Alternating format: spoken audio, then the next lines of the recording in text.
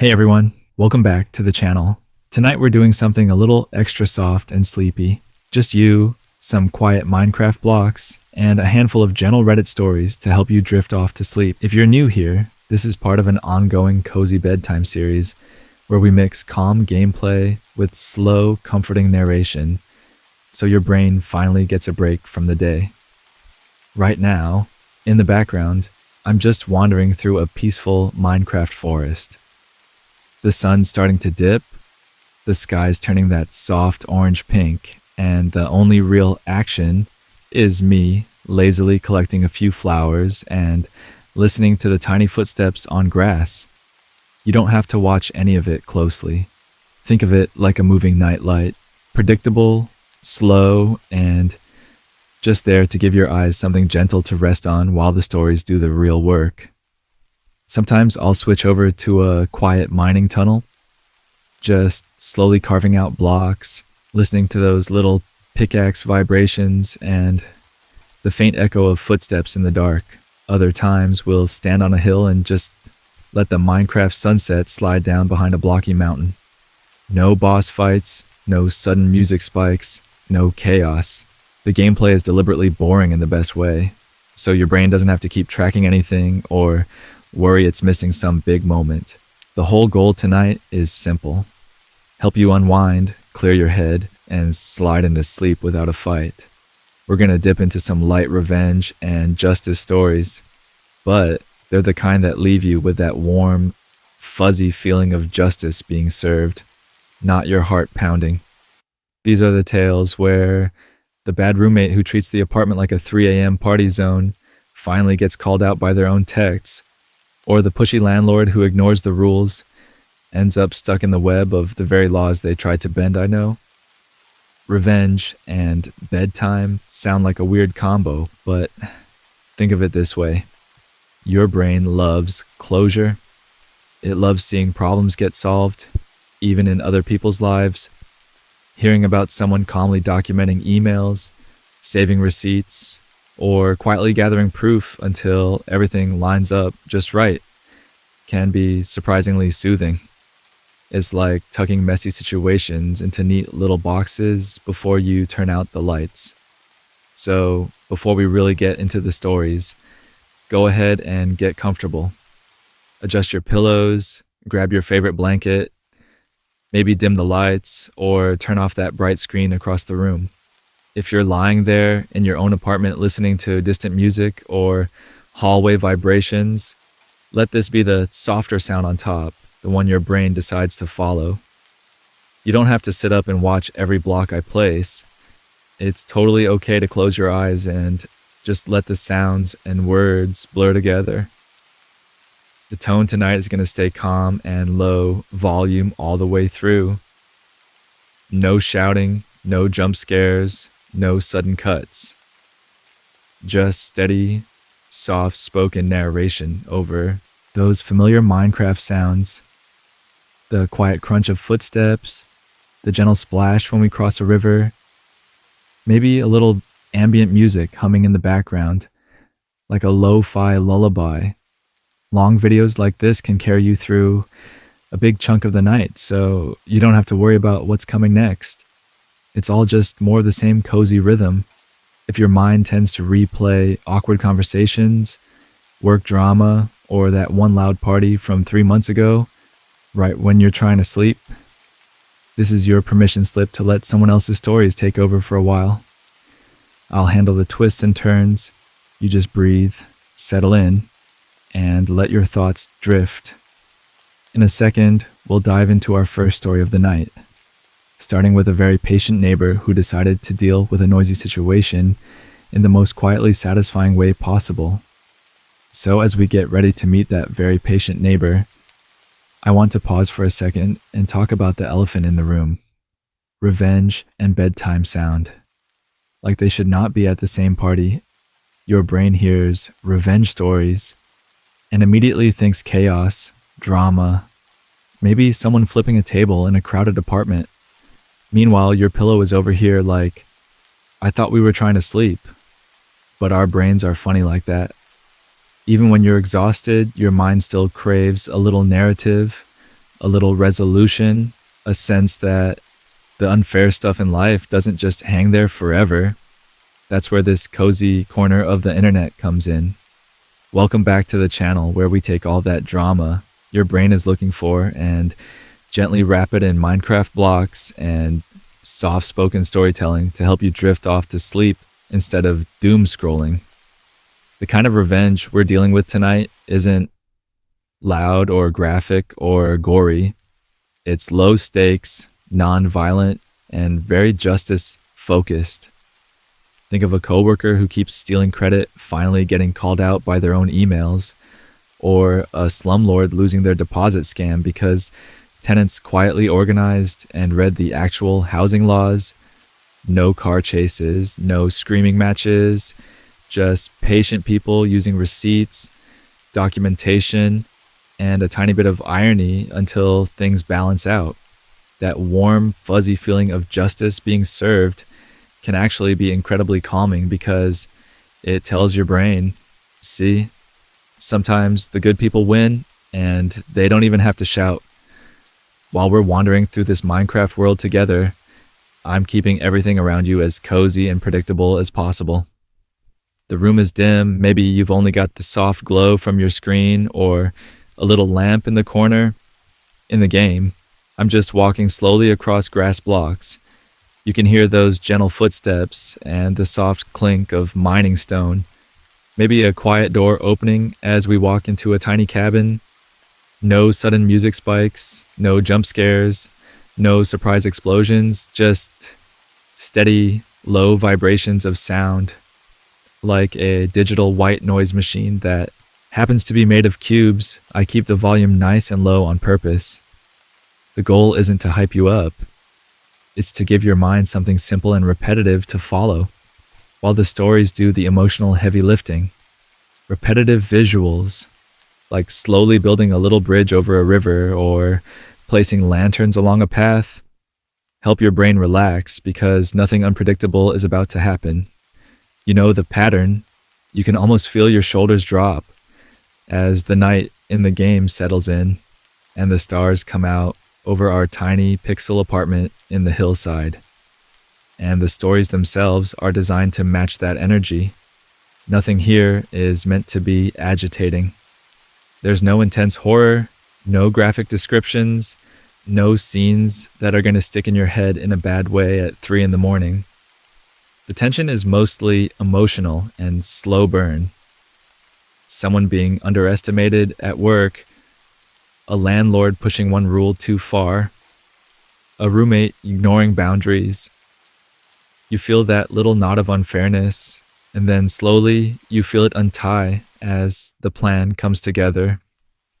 A lot of these tales lean into clever, almost petty levels of karma, not the kind that leaves you wired, but the kind that ends with a quiet exhale. A boss who micromanages everyone gets exposed by the very productivity tracker they forced on the team.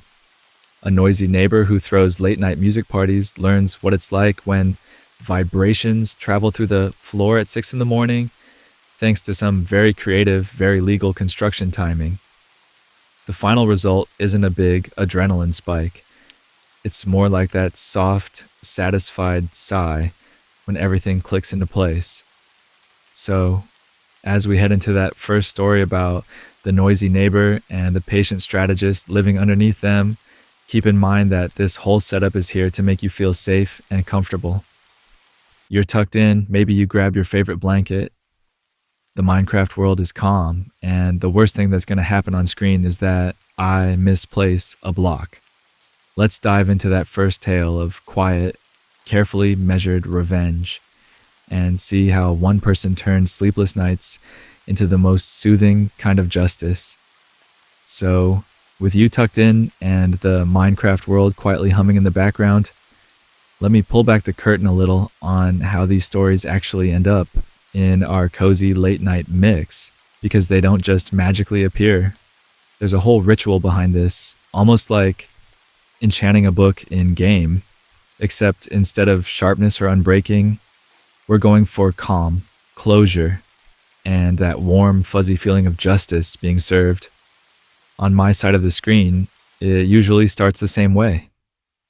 It's late, the music is low, the night is quiet, and I'm scrolling Reddit with one goal in mind: to find stories that are more soothing than stressful.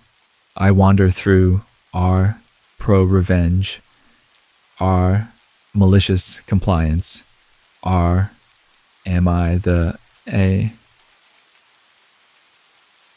hole, and then balance it out with some softer, cozier subreddits. Think gentle neighbor drama that ends with an apology, or a workplace mess that turns into a promotion for the person who actually does the work. I'll read through dozens, sometimes hundreds of posts, and most of them never make it into the video, because if they spike your heart rate instead of letting it settle, they're out. I know, revenge stories for bedtime sounds counterintuitive, but there's something oddly comforting about hearing how people get their perfect, measured payback without any late night chaos. I'm specifically hunting for what I like to call the most soothingly satisfying stories. These are the ones where the solution is clever rather than cruel, where the karma is gentle but undeniable, and where the ending feels like a deep exhale instead of a cliff drop. No screaming matches in the apartment hallway, no wild party brawls, just quiet planning, calm execution, and the universe lining up in a way that lets you drift off to sleep with your shoulders finally relaxing. As I scroll, I am paying attention to the emotional vibrations of each post. Does it build tension and then release it cleanly? Or does it leave you buzzing and restless? I skip the ones that end in open court battles or long unresolved feuds, and I gravitate toward stories where the revenge is more like a carefully filed report, a well-timed email, or a polite but devastating boundary. It's poetic justice through planning and evidence, but told in a way that feels cozy instead of confrontational. You get that sense of, okay, the bad behavior was checked, and now everyone can finally sleep. There's also the question that always hangs over Reddit. How much of this is true? And honestly, I treat it a bit like bedtime storytelling. Some of these might be embellished, some might be perfectly accurate, and a few might be completely made up. But just like when you were a kid listening to stories at night, what really matters here is the emotional payoff. Does it reassure you that problems can be resolved without yelling? Does it give your brain a neat little narrative arc instead of leaving it chewing on unfinished arguments? So, when I'm curating, I am looking for a clear shape in every story. An unfair situation, a period of quiet planning, a clever execution, and a resolution that feels like justice without anyone getting seriously hurt, the boss who keeps stealing credit and ends up exposed by their own time logs, the landlord who ignores basic rules and finally gets a firm letter from corporate, complete with back paid deposits, the noisy neighbor who learns, gently but firmly, what it feels like when someone else controls the volume of their life. It's revenge, but it's also reassurance that the rules can work, that patience and documentation actually pay off. And because this is playing alongside slow, predictable Minecraft gameplay, I think of the stories like little narrative builds. Each one starts with a messy foundation, then we place blocks of information one by one until the final reveal clicks into place as neatly as a finished roof. A few of the upcoming tales even mirror that methodical, block by block mindset in real life.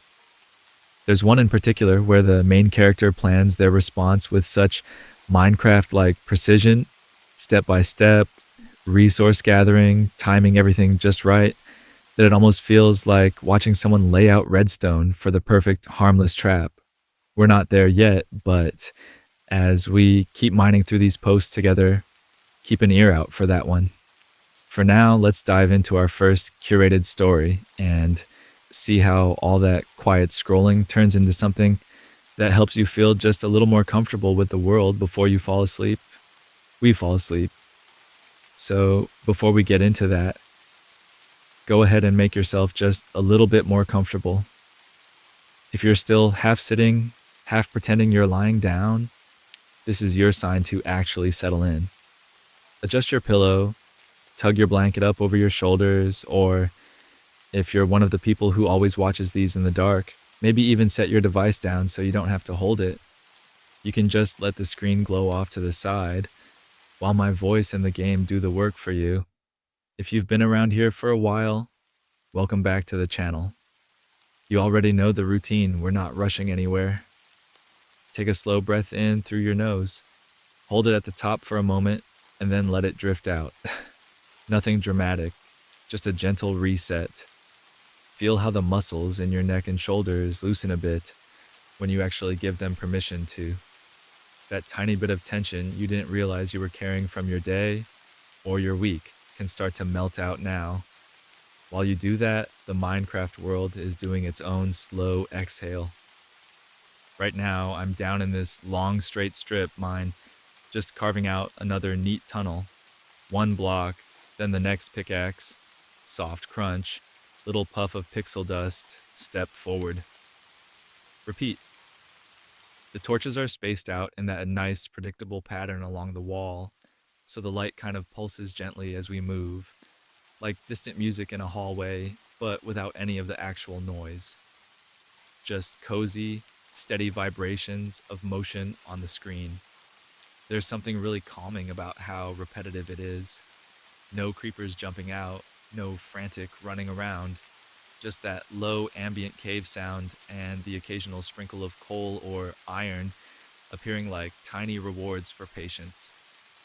Every few blocks I turn, drop another torch, and we keep going. It's the visual equivalent of white noise. Your brain doesn't have to solve anything here. It can just watch the same simple pattern over and over until your thoughts start to blur at the edges. Upstairs, I've got a little farm patch going too. Between tunnels, I'll pop back up to the surface, replant some wheat, maybe add a row of carrots. Click, plant, step, click, plant, step. The sun's going down in the game, the sky shifting through those soft blues and purples, and the whole thing feels like a tiny blocky evening routine. It's the same idea as doing dishes or folding laundry at night, but without the stress attached. Just gentle, predictable motions designed to help you drift off to sleep. As we settle into that rhythm together, let's drift into our first story for the night. These aren't the explosive, movie-style revenge plots. They're more like slow burn, quiet justice tales. Little reminders that you don't always have to shout or fight to get that warm, fuzzy feeling of justice being served. Sometimes you just keep your receipts, stay calm, and let time do the heavy lifting. I know. Revenge stories for bedtime sounds counterintuitive, but there's something reassuring about hearing that patience and creativity actually work out in the end. Just like strip mining. You don't see the diamonds right away, but every careful swing of the pickaxe gets you closer. Our storytellers tonight use emails instead of tools, housing laws instead of armor, and persistence instead of swords. The result isn't chaos, it's quiet balance being restored. Think of these stories as the narrative version of this tunnel. Straightforward, methodical, oddly cozy. We'll follow people who are tired, ignored, or pushed around, and watch how they slowly line up their own metaphorical redstone until everything clicks into place. No jump scares, no sudden loud moments, just that slow, inevitable feeling that the scales are tipping back where they belong. And our first one starts in a place you might know a little too well. A small apartment, thin walls, and a neighbor who absolutely will not let you sleep.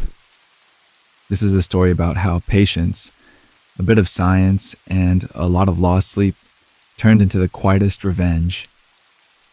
Hey everyone, welcome back to the channel. We've got the cozy Minecraft world ticking along in the background, blocks stacking up slowly, ambient game sounds rolling like gentle white noise. And this first story is all about a neighbor who thought our shared apartment hallway was the VIP line to a nightclub that never closed. No jump scares, no chaos, just a very noisy person learning what it feels like to be exhausted. So, picture this with me while we drift through a peaceful Minecraft night. It's a small apartment, old building, thin walls, and floors that seem to carry every footstep like bass vibrations at a party. On one side, you've got my neighbor who treats Tuesday at 2 a.m. exactly the same as Saturday at midnight. On the other side, you've got me, clinging to my sleep schedule like it's the last torch in a dark cave. The moral here isn't about blowing up someone's life. It's about that warm, fuzzy feeling of justice being served in a way that doesn't hurt anyone, just gently hands them a mirror and says, "Here, feel what you've been doing to everyone." Else, no one gets injured, no property gets destroyed. Just a very stubborn night owl finally meeting the consequences of their own music. The vague outline goes like this.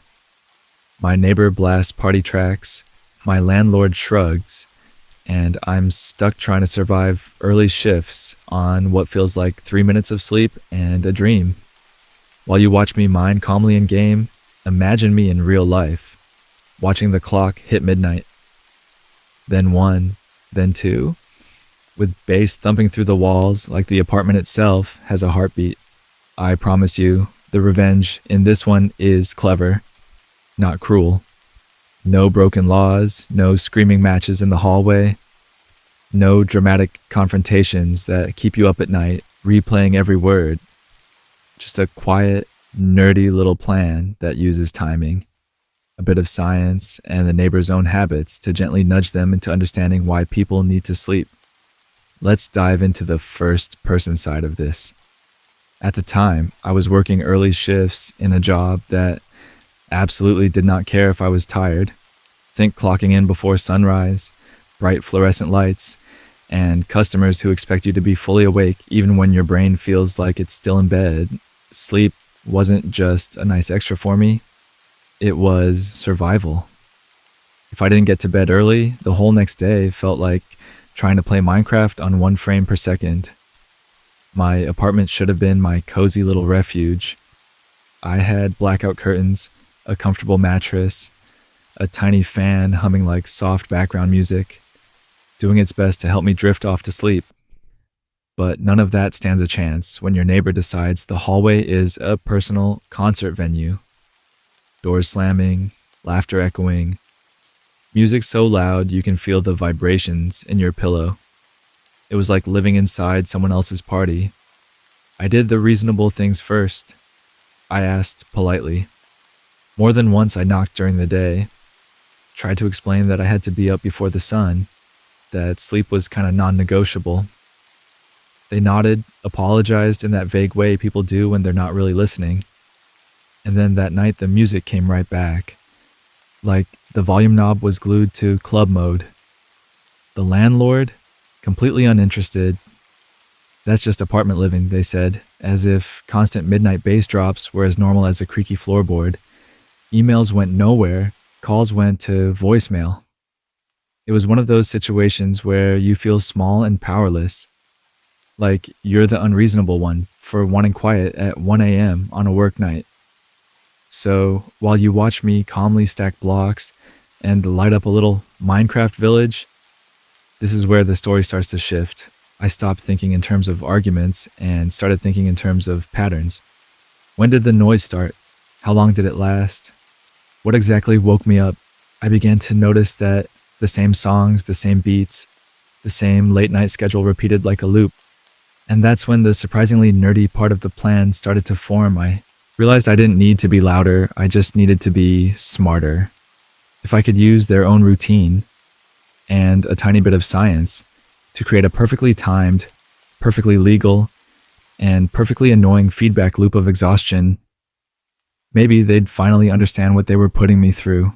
I won't spoil the exact trick just yet, but let's just say it involved timing, harmless vibrations, and turning their beloved late-night music into the very thing that kept them from getting any rest at all. As we dig a little deeper in this Minecraft cave, we're going to dig into how that plan came together, one sleepy, calculated step at a time. So, before we get to the satisfying part with the timing and the vibrations, we need to sit in just how bad it really got. Because this wasn't one annoying party, this was a whole season of my life. Months of midnight chaos bleeding into every single night. While I was just trying to get a little sleep and exist like a normal person in my own apartment. Picture this, it's a Tuesday night. Minecraft sky in our background here is going a soft purple, and in real life, my walls are already trembling. The bass from next door isn't just music, it's like someone hooked a subwoofer directly to my bones. You know that feeling when your pillow is vibrating, but not in a cozy white noise way? The kick drum would thump through the wall, glasses in my kitchen cabinet would rattle, and then, right on cue, you'd hear the hallway door slam, then laughter shouting. He and his friends would spill into the hallway like it was their personal club. Weekends were given Friday, and Saturday nights turned into full-on party mode until 3 or 4 in the morning. But then it crept into weeknights. Sunday, right before my early shift. Wednesday, when I had to be up at 5. Even holidays, when most people are winding down with family, he'd have a crowd over. Music cranked, people yelling over the sound like they were on a rooftop instead of in a thin-walled building. It was like the apartment had 2 time zones. Everyone else lived on Earth, and he lived in eternal party o'clock. After a while, the sleep debt started to feel physical. I'd lie there at 1 in the morning, watching my alarm on my phone count down the hours left until I had to drag myself out of bed. 5 hours for 3.5.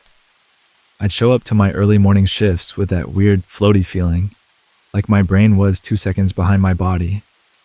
Simple tasks took longer. I'd reread the same email 3 times. My patience was gone. Little things at work would set my mood off, and I could feel myself becoming that tired, snappy coworker I never wanted to be. My health started to slide in those slow, sneaky ways.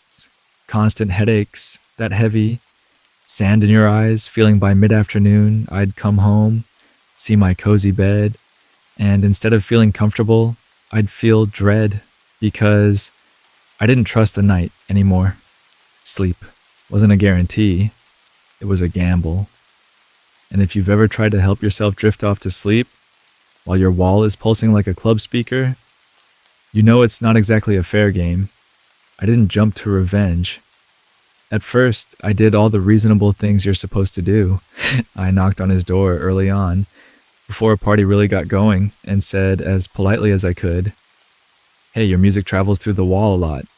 Could you turn the bass down a bit at night?" He gave me that lazy half smile and said, Yeah, for sure," in the way that tells you he absolutely will not. When that didn't work, I tried notes. Little sticky notes on his door after a particularly bad night. "Hey, I have to be up at 5 a.m. Please keep it down after midnight. Thanks." I kept the tone friendly. No accusations, just a neighbor asking for basic courtesy. The notes disappeared. The noise didn't. Eventually, I got his number through the building group chat. I sent texts when it got really out of hand. "Hey, can you lower the bass a bit? It's literally making my bed shake." Sometimes he'd ignore me completely. Sometimes I get a lull, "It's not that loud," or "We're just hanging out, chill." That word, chill, when you haven't slept properly in weeks, is its own special kind of insult. So I escalated the grown-up way. I emailed the landlord and building management. I described the late night parties, the hallway shouting, the doors slamming at 2 in the morning. I mentioned my early shifts, that this had been going on for months, that I'd tried talking to him. I even attached short recordings from my phone, just a few seconds of the thumping bass and distant yelling, so they'd know I wasn't exaggerating. Their replies were the email equivalent of a shrug. "We'll remind all tenants to be considerate. If it continues, please contact us again." At one point, they suggested I talk to him directly. as if I hadn't been knocking, writing, and texting for weeks. It was like being trapped in a loop where everyone agreed noise was bad in theory, but no one wanted to actually do anything about this specific noise. The final straw came on the night before a brutal double shift. I'd been scheduled for an early morning start and then a late close. One of those days where you count on every minute of rest. I did everything right. Dimmed the lights, put on some soft music, tried to let my brain unwind. The Minecraft equivalent would be quietly mining. Nothing stressful, just repetitive, comforting motions. Right as I started to drift, his door slammed. The bass kicked in harder than ever.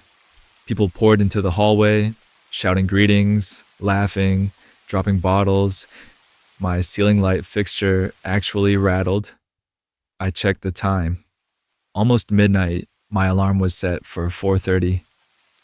Lying there, staring at the ceiling, listening to the vibrations roll through my mattress, something in me just clicked. I realized that no amount of polite asking, no more notes or texts or carefully worded emails was ever going to change this guy's behavior. He decided my sleep was less important than his fun. And in that moment, somewhere between exhaustion and clarity, I stopped thinking like a tired victim and started thinking like someone planning a very quiet, very legal revenge. That double shift night is when the whole idea really crystallized. As I watched the minutes slip away, I began mentally mapping out my own schedule, his schedule, and exactly how I could turn his favorite late night music into the thing that would finally teach him what it felt like to live with constant, inescapable noise. In the next part of the story, as we keep wandering through this calm little Minecraft world, I'll walk you through how that plan went from a sleepy idea to a perfectly timed reality that gave me that warm, fuzzy feeling of justice being served. So, there I was, that same night, flat on my back at 3 a.m, staring up at the ceiling while the bass from his latest party thumped through the floorboards like a giant, inconsiderate heartbeat. The music wasn't even good. It was just this repetitive, dull boom that turned my cozy little apartment into a vibrating speaker box. I know revenge stories for bedtime sound a little strange, but sometimes hearing how someone gently pushes back is exactly what helps you drift off to sleep. Right above my bed, there was this tiny crack in the paint, this weird little jagged line that always reminded me of a Minecraft ravine cutting through a perfect flat plane. As the bass hit, that crack seemed to tremble just a bit in the dim streetlight glow, and I caught myself watching it the way you might watch a Minecraft cave entrance, wondering what's hiding under there. The whole room felt like it had these faint, invisible vibrations running through it, like my own uninvited soundtrack to a very long night. I rolled over, pulled the blanket up, and tried to focus on my breathing instead of the distant shouts and laughter. But your brain loves a late-night side quest. Out of nowhere, I remembered this old college physics lecture, one of the few that actually stuck. The professor had shown us a video of a bridge gently swaying in the wind, and then suddenly, almost gracefully, it started twisting and bouncing until parts of it snapped. The word he used was resonance, and he said that when the rhythm of something outside lines up with the natural rhythm of the thing itself, the motion can build and build. Later I'd seen those clips on YouTube again, the same way you might fall down a rabbit hole of Minecraft Redstone tutorials at midnight. There were videos of people making glass shatter with sound, or a simple tone making a metal plate hum like a bee. The explanation was always the same. Everything has a favorite way to vibrate. A natural frequency if you keep poking it with little pushes at just the right tempo. It starts moving more and more, even if each poke is tiny, lying there. Listening to the bass shaking my walls, that idea floated up through the sleep-deprived fog. Sound is just waves in the air. Little pressure ripples. If those ripples match the way something likes to move, they team up instead of canceling out. It's kind of like when you're pushing someone on a swing. If you push at the right moment every time, they go higher and higher with hardly any effort. If you push at random, nothing much happens. Simple, gentle, and kind of perfect for a bedtime physics lesson. I opened my phone, screen dimmed way down so it wouldn't blast my sleepy eyes, and started scrolling. I typed in something like annoying low frequency sound generator and hit search. Instantly, this whole secret world opened up. White noise machines, tone generators, little gadgets meant for testing speakers, even apps that could play a steady hum at whatever pitch you wanted. People in the reviews complained about how certain low sounds made their walls buzz or their desks rattle. I read those comments with the same quiet focus I use when I'm planning out a big Minecraft build. The more I scrolled, the more a plan started to take shape. I didn't need something loud, I needed something precise. Something that could sit quietly in my comfortable little apartment, barely audible to me, but very interesting to the shared wall between us. One device kept popping up, a small, unassuming box that could generate steady tones across a wide range. Reviewers mentioned feeling the sound more than hearing it, especially at the low end. That phrase made me smile in the dark. I compared a few options, checked how quickly they could be delivered, and thought about where I could hide something like that so it would blend into my furniture. It felt oddly cozy, planning this tiny, science-flavored revenge while my room glowed softly and my Minecraft world paused on my screen, waited for me to come back and keep building. Finally, with the bass still pulsing overhead, I tapped Order Now on the one that seemed perfect. I knew exactly what I wanted it to do, but the real fun would be figuring out how to aim those vibrations so that my neighbor's favorite late-night music started to feel like his own personal haunted apartment. And that part of the story is where things get very, very satisfying. So the order was in, the plan was sketched out in my head, and all I had to do was wait. Welcome back to the channel, by the way. While my little Minecraft character keeps stacking blocks and smoothing out that cozy base wall, real life me was watching the tracking page like it was a rare diamond vein I didn't want to miss. The package showed up on a quiet afternoon, just as the apartment building settled into that low hum of distant traffic and muffled music. It was small, just a plain cardboard box on the doormat, but it felt heavier than it looked when I picked it up. The edges were a little rough under my fingers, the tape slightly raised, and there was that soft, papery rasp when I turned it over. It had the same feeling as opening a new Minecraft tool for the first time, when you finally craft the thing you've been gathering resources for all night. I carried it inside like it was something delicate and important, set it on my desk, and took a slow breath. If you're listening to this to help you drift off to sleep, just imagine that moment with me. The tiny click of scissors through tape, the gentle crinkle of packing paper, the way the cardboard folds back with a soft sigh. Nothing sharp or sudden, just cozy, careful unboxing. Inside was my quiet little revenge machine. A compact black speaker, small enough to sit in my palm, with a rubbery base that gripped when I pressed it down. Next to it, a simple smart timer plug, the kind where you can set exact on and off times from an app. And on my phone, I'd already downloaded a frequency generator app. No scary technical jargon, just a smooth slider that let me choose a low, steady hum instead of actual music. Let's dive into how it all went together, because this part was almost meditative. I plugged the speaker in and paired it with my phone, watching the tiny light blink once, then settle into a calm glow. I opened the app and slid the control down until I found that sweet spot. Not loud, not obvious, just a low, slightly annoying vibration that you feel more than you hear. Think of it like those ambient Minecraft cave sounds, but focused, intentional, and aimed straight at the shared wall. The setup itself felt like placing blocks with care. I moved slowly around my room, holding the speaker against different sections of the wall we shared, first near my desk, then closer to the corner where I knew his TV usually blasted late into the night. Every time I pressed it to the wall, I listened.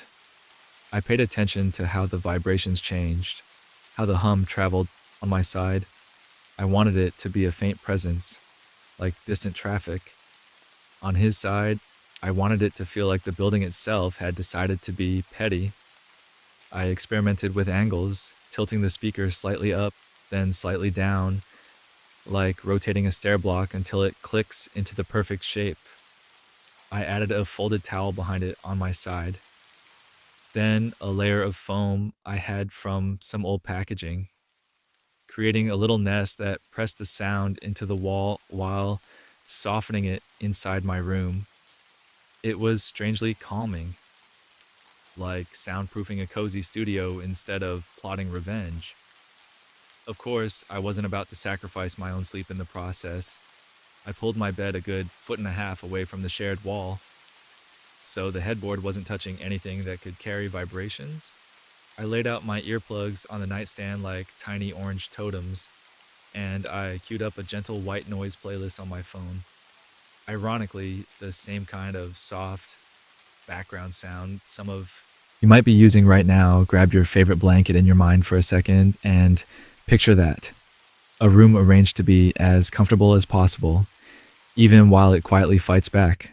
Before I committed, I tested the volume at different times of day. Mid-afternoon, when the building was louder, I turned it up a bit and walked into the hallway.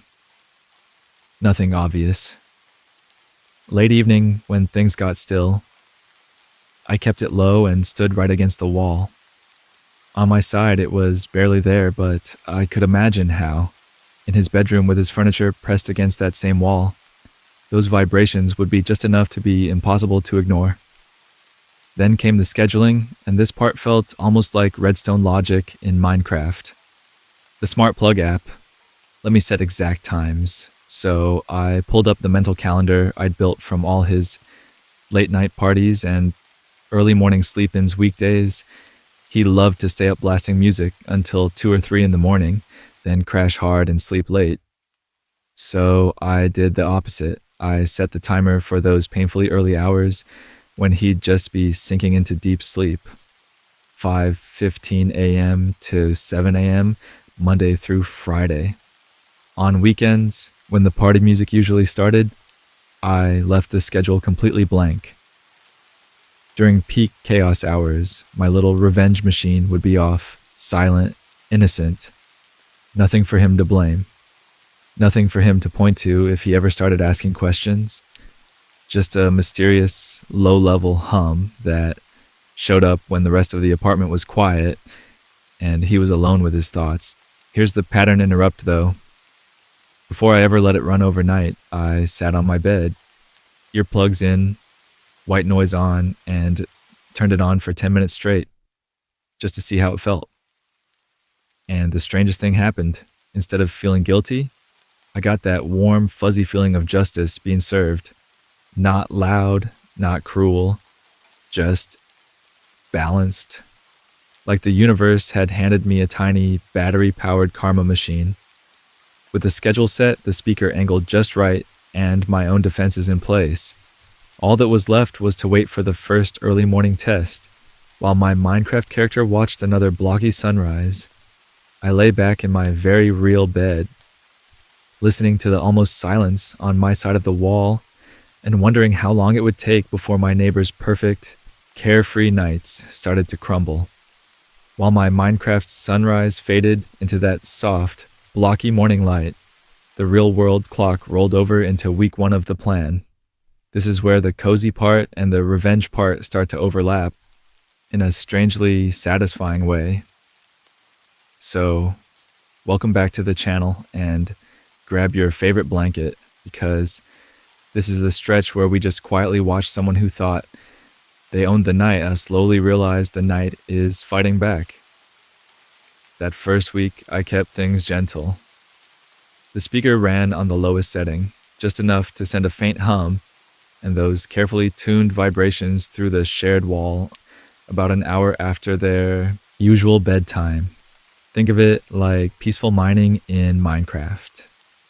Repetitive, predictable, not dramatic, but slowly reshaping the world I'd be in game, clearing out a tunnel, listening to my own side, stay comfortably quiet, while next door, the guy who used to blast music until 3 a.m.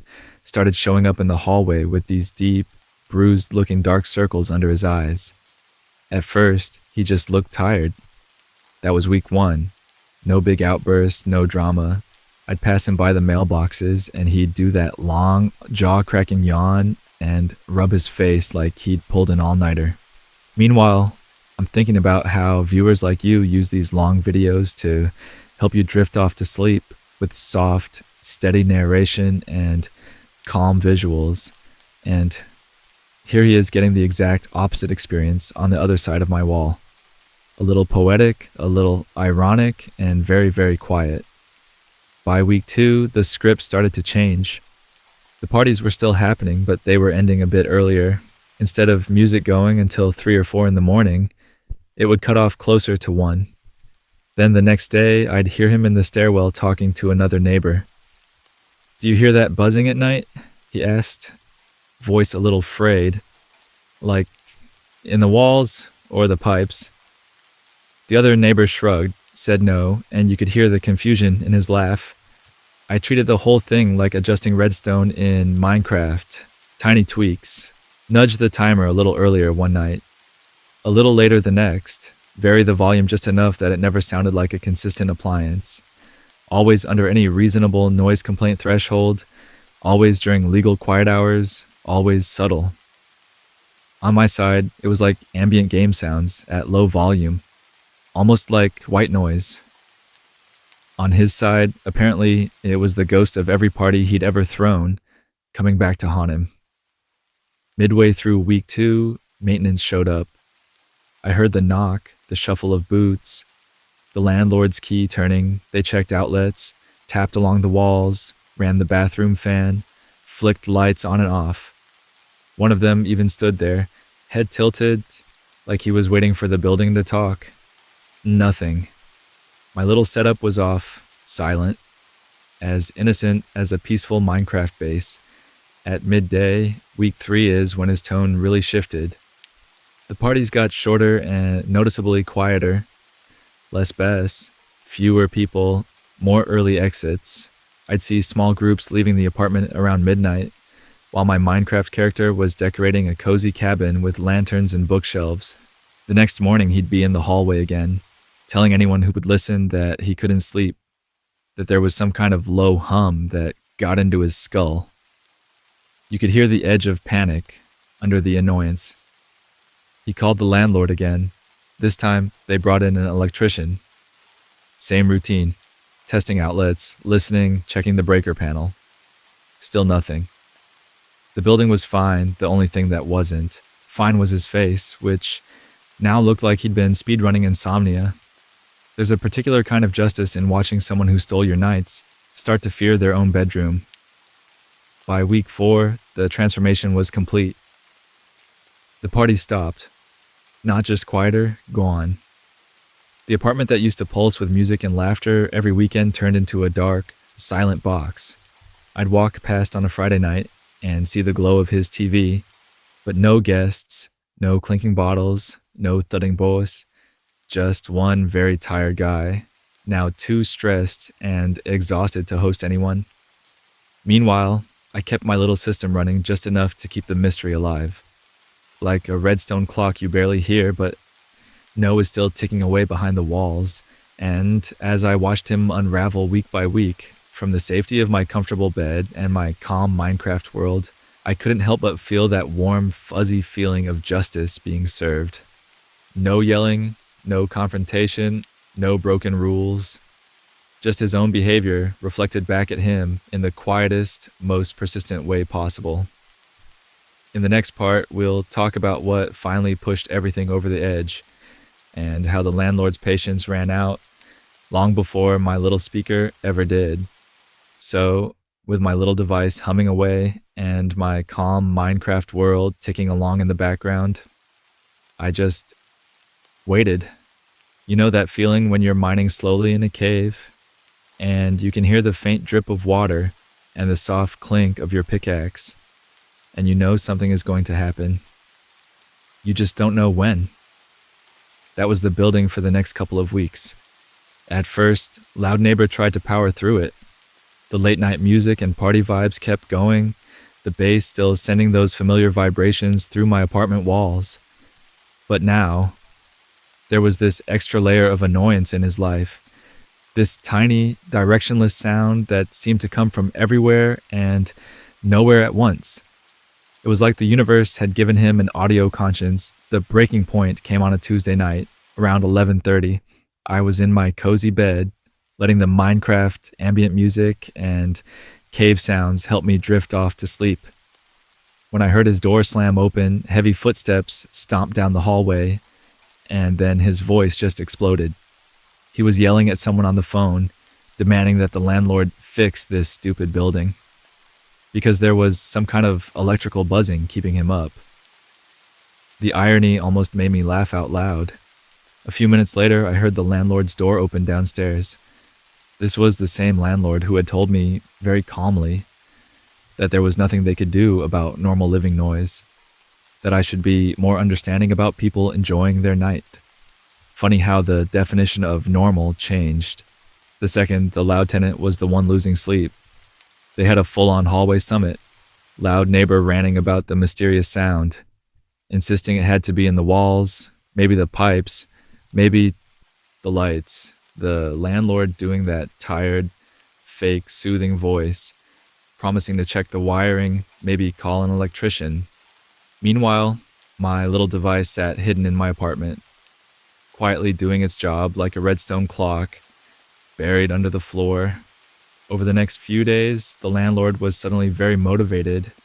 Notices went up about upcoming inspections, maintenance guys walked around, tapping on walls, checking outlets, standing in the hallway, with their heads tilted like they were listening for ghosts.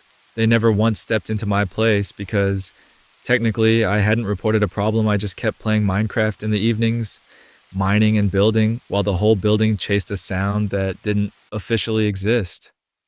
The real shift came when I heard Loud Neighbor's door again, this time in the middle of the afternoon. No music, no bass, just him and the landlord talking in low, tense voices. I couldn't catch every word, but I heard the important ones. Breaking my lease, can't sleep, this place is messed up, and the landlord suddenly very eager to help him move out as fast as possible. That night, when everything got quiet, I walked over to the little device, picked it up, and flipped the switch off, just like that. No dramatic speech, no final prank. The building exhaled. For the first time in months, there was real silence. The kind where you can hear the refrigerator hum and your own breathing, and if you crack the window a little, the distant sound of cars instead of party music. The next morning, I woke up to birds, actual birds outside my window, not drowned out by leftover bass or late night arguments. I made coffee, loaded up my cozy Minecraft world, and just stood my character on a hill watching the in-game sunrise while the real one slowly brightened my apartment. No vibrations, no thumping, no dread about what the night would bring. Over the next week, his move out was like watching a villain slowly despawn. The late night music stopped. The random shouting stopped. Boxes went out, furniture scraped down the hall, and then one evening the door closed behind him for the last time. No goodbye, no apology, just absence. And honestly, that was enough. My life didn't suddenly become perfect, but it became peaceful. I started getting full nights of sleep. I could read in the evening without headphones. I could actually hear the soft Minecraft music and ambient game sounds at a low volume. Instead of cranking it just to cover someone else's chaos, the building felt comfortable again, like a home instead of a battle zone. I know revenge stories for bedtime can sound a little intense, but this didn't feel like cruelty. It felt like boundaries and creative problem solving. I didn't damage anything, I didn't break any rules. I just let him experience a tiny fraction of what he'd been casually doing to everyone around him. That warm, fuzzy feeling of justice being served wasn't about him suffering. It was about finally having my quiet nights back. So, as my Minecraft character watched the sunset over a peaceful, blocky village, I sat in my now silent apartment and realized I didn't need the device anymore. The lesson had landed where it needed to, and the noisemaker could finally go silent. In the next part, we'll drift into a different kind of revenge.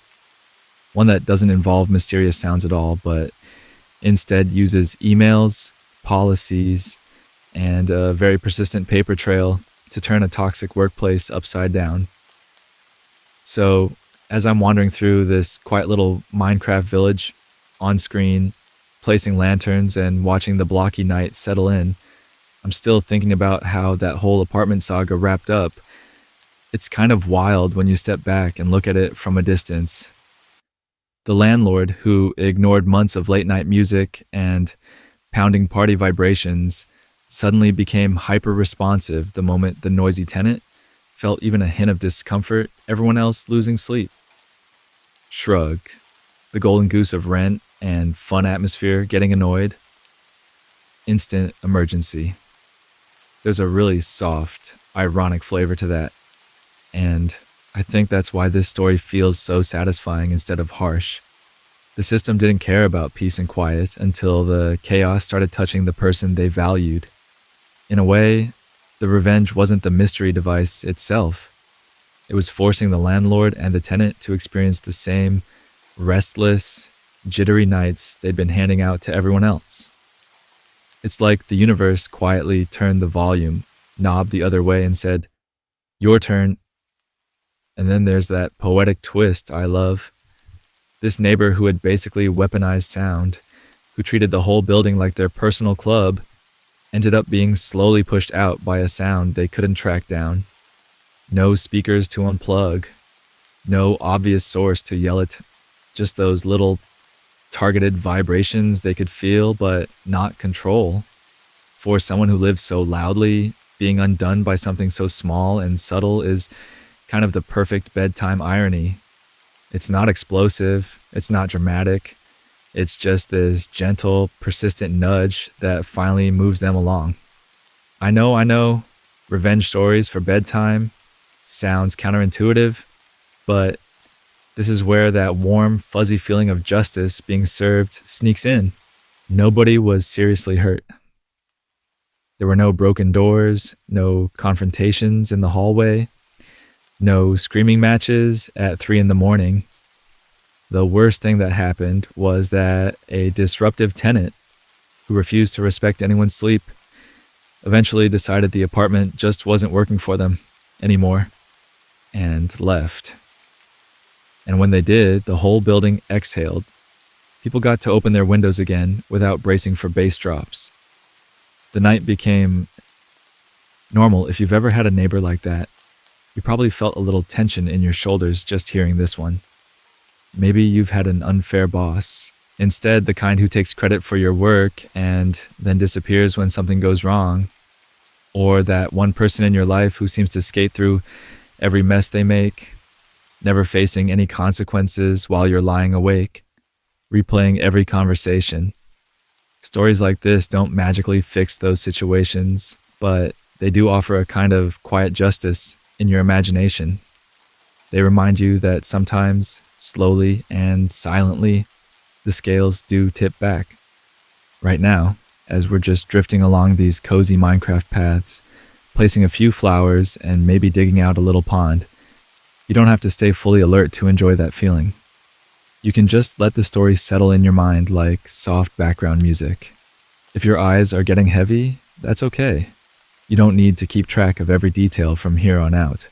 You can let these stories help you drift off to sleep while the village lights glow and the ambient game sounds turn into gentle white noise. Welcome back to the channel if you've dozed off and woken up again. You're exactly where you're supposed to be. As we move into the next story, we're leaving behind vibrating ceilings and stepping into a different kind of revenge, one built out of emails, policies, and a very patient paper trail. So grab your favorite blanket, get comfortable, and let's dive into a workplace where the real noise isn't music at all, but the quiet rustle of receipts and forwarded messages that finally catch up with a toxic boss. So while we were talking about vibrating ceilings and that warm, fuzzy feeling of justice being served, the Minecraft world has been quietly doing its own thing in the background. If you glance up at the screen, you'll see we've actually made a lot of progress without really making a big deal out of it. That long, slightly wonky tunnel we started at the beginning of the night, it's finally broken through into a little cave system, and I've been slowly tidying it up, adding torches and smoothing out the floor so you don't trip over any random blocks in your half-asleep brain. Along the way, we picked up a few surprises.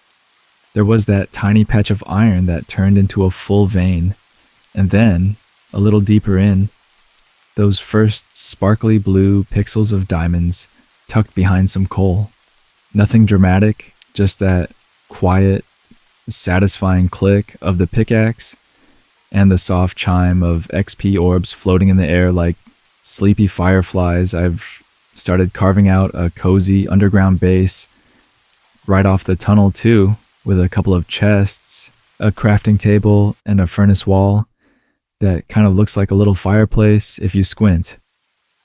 This is that part of the night where I want you to treat the gameplay like gentle background music, repetitive, predictable little motions like mining in straight lines and placing blocks one at a time are actually really good at helping your brain downshift. So if you haven't already, grab your favorite blanket, adjust your pillow, and maybe let your shoulders drop just a bit. You can close your eyes if you want. You're not going to miss anything shocking on screen. It's just me, slowly decorating an underground apartment made of cobblestone and cozy intentions. Take a slow breath in and a longer breath out. We're not in a rush. The whole point of these stories is to help you drift off to sleep, not hype you up. I know, revenge stories for bedtime sounds a little backwards, but there's something oddly calming about hearing that problems can be solved with patience, receipts, and a tiny bit of creativity. Just like this base, everything is built one block, one email, one tiny decision at a time. And don't worry about the pacing suddenly spiking. There are no jump scares hiding in this cave. No surprise creeper explosions in your headphones. I keep the Minecraft sounds low and steady on purpose, so they blend into that soft white noise hum of footsteps, mining, and the occasional furnace crackle. We're going to stay in that same gentle rhythm as we move into the next story. Think of it like walking down this tunnel together.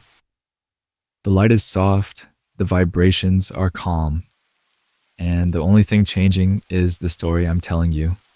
This time, we're leaving noisy neighbors behind and heading into a different kind of chaos, the fluorescent lit jungle of a modern office. Our next tale is about a manager who treats every team win like their personal trophy, and every mistake like it magically belongs to someone else. They soak up praise in meetings, forward client compliments as if they wrote the code, the report, the proposal themselves, and somehow their name is always at the top of the email chain when things go right. But when deadlines slip, when a client is unhappy, or when a project goes sideways, suddenly they're pointing fingers at the quiet person in the corner, who's actually been doing the work. You probably know the type. The kind of boss who loves visibility, as long as the spotlight never lands on what they're really doing all day. In this story, one employee decides they've had enough, and instead of blowing up or quitting on the spot, They start building a calm, careful paper trail that makes it impossible to hide who's actually responsible for what. So, as I line this tunnel with a few more torches and maybe add a little doorway into our underground base, I invite you to stay with me for just one more story. Let the steady mining sounds and the soft glow of Minecraft torches keep you company while we watch a credit stealing manager slowly get caught in their own web. You might not be awake by the time the final email lands and the consequences hit, but if you are, you're going to want to hear exactly how this employee turns things around and how one meeting changes everything. So while my little Minecraft character keeps carving out this tunnel and the pickaxe rhythm stays nice and steady in the background, let's dive into that manager story I teased a second ago.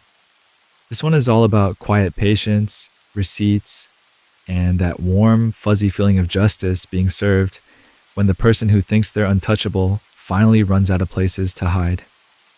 This is about how documenting everything quietly can be the most powerful revenge in a toxic workplace. Sounds so simple, right? No dramatic confrontations, no shouting in the middle of the office, just notes, emails, screenshots, tiny digital breadcrumbs that don't look like much on their own, but together tell a very different story than the one a certain boss has been selling. In this story, I'm working a pretty standard office job in a customer support department.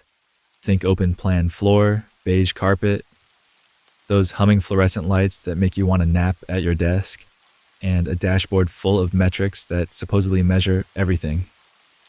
Tickets closed, response times, customer satisfaction scores, even how long you're idle. Teamwork is the big buzzword. We're told constantly that we win or lose as a team, that collaboration is everything, that no one succeeds alone. Enter my manager. On paper, they're the perfect leader. They show up to meetings with colorful charts, crack safe little jokes, and always seem to have a polished answer ready for upper management. But if you actually sit on the floor with the rest of us, you see the pattern.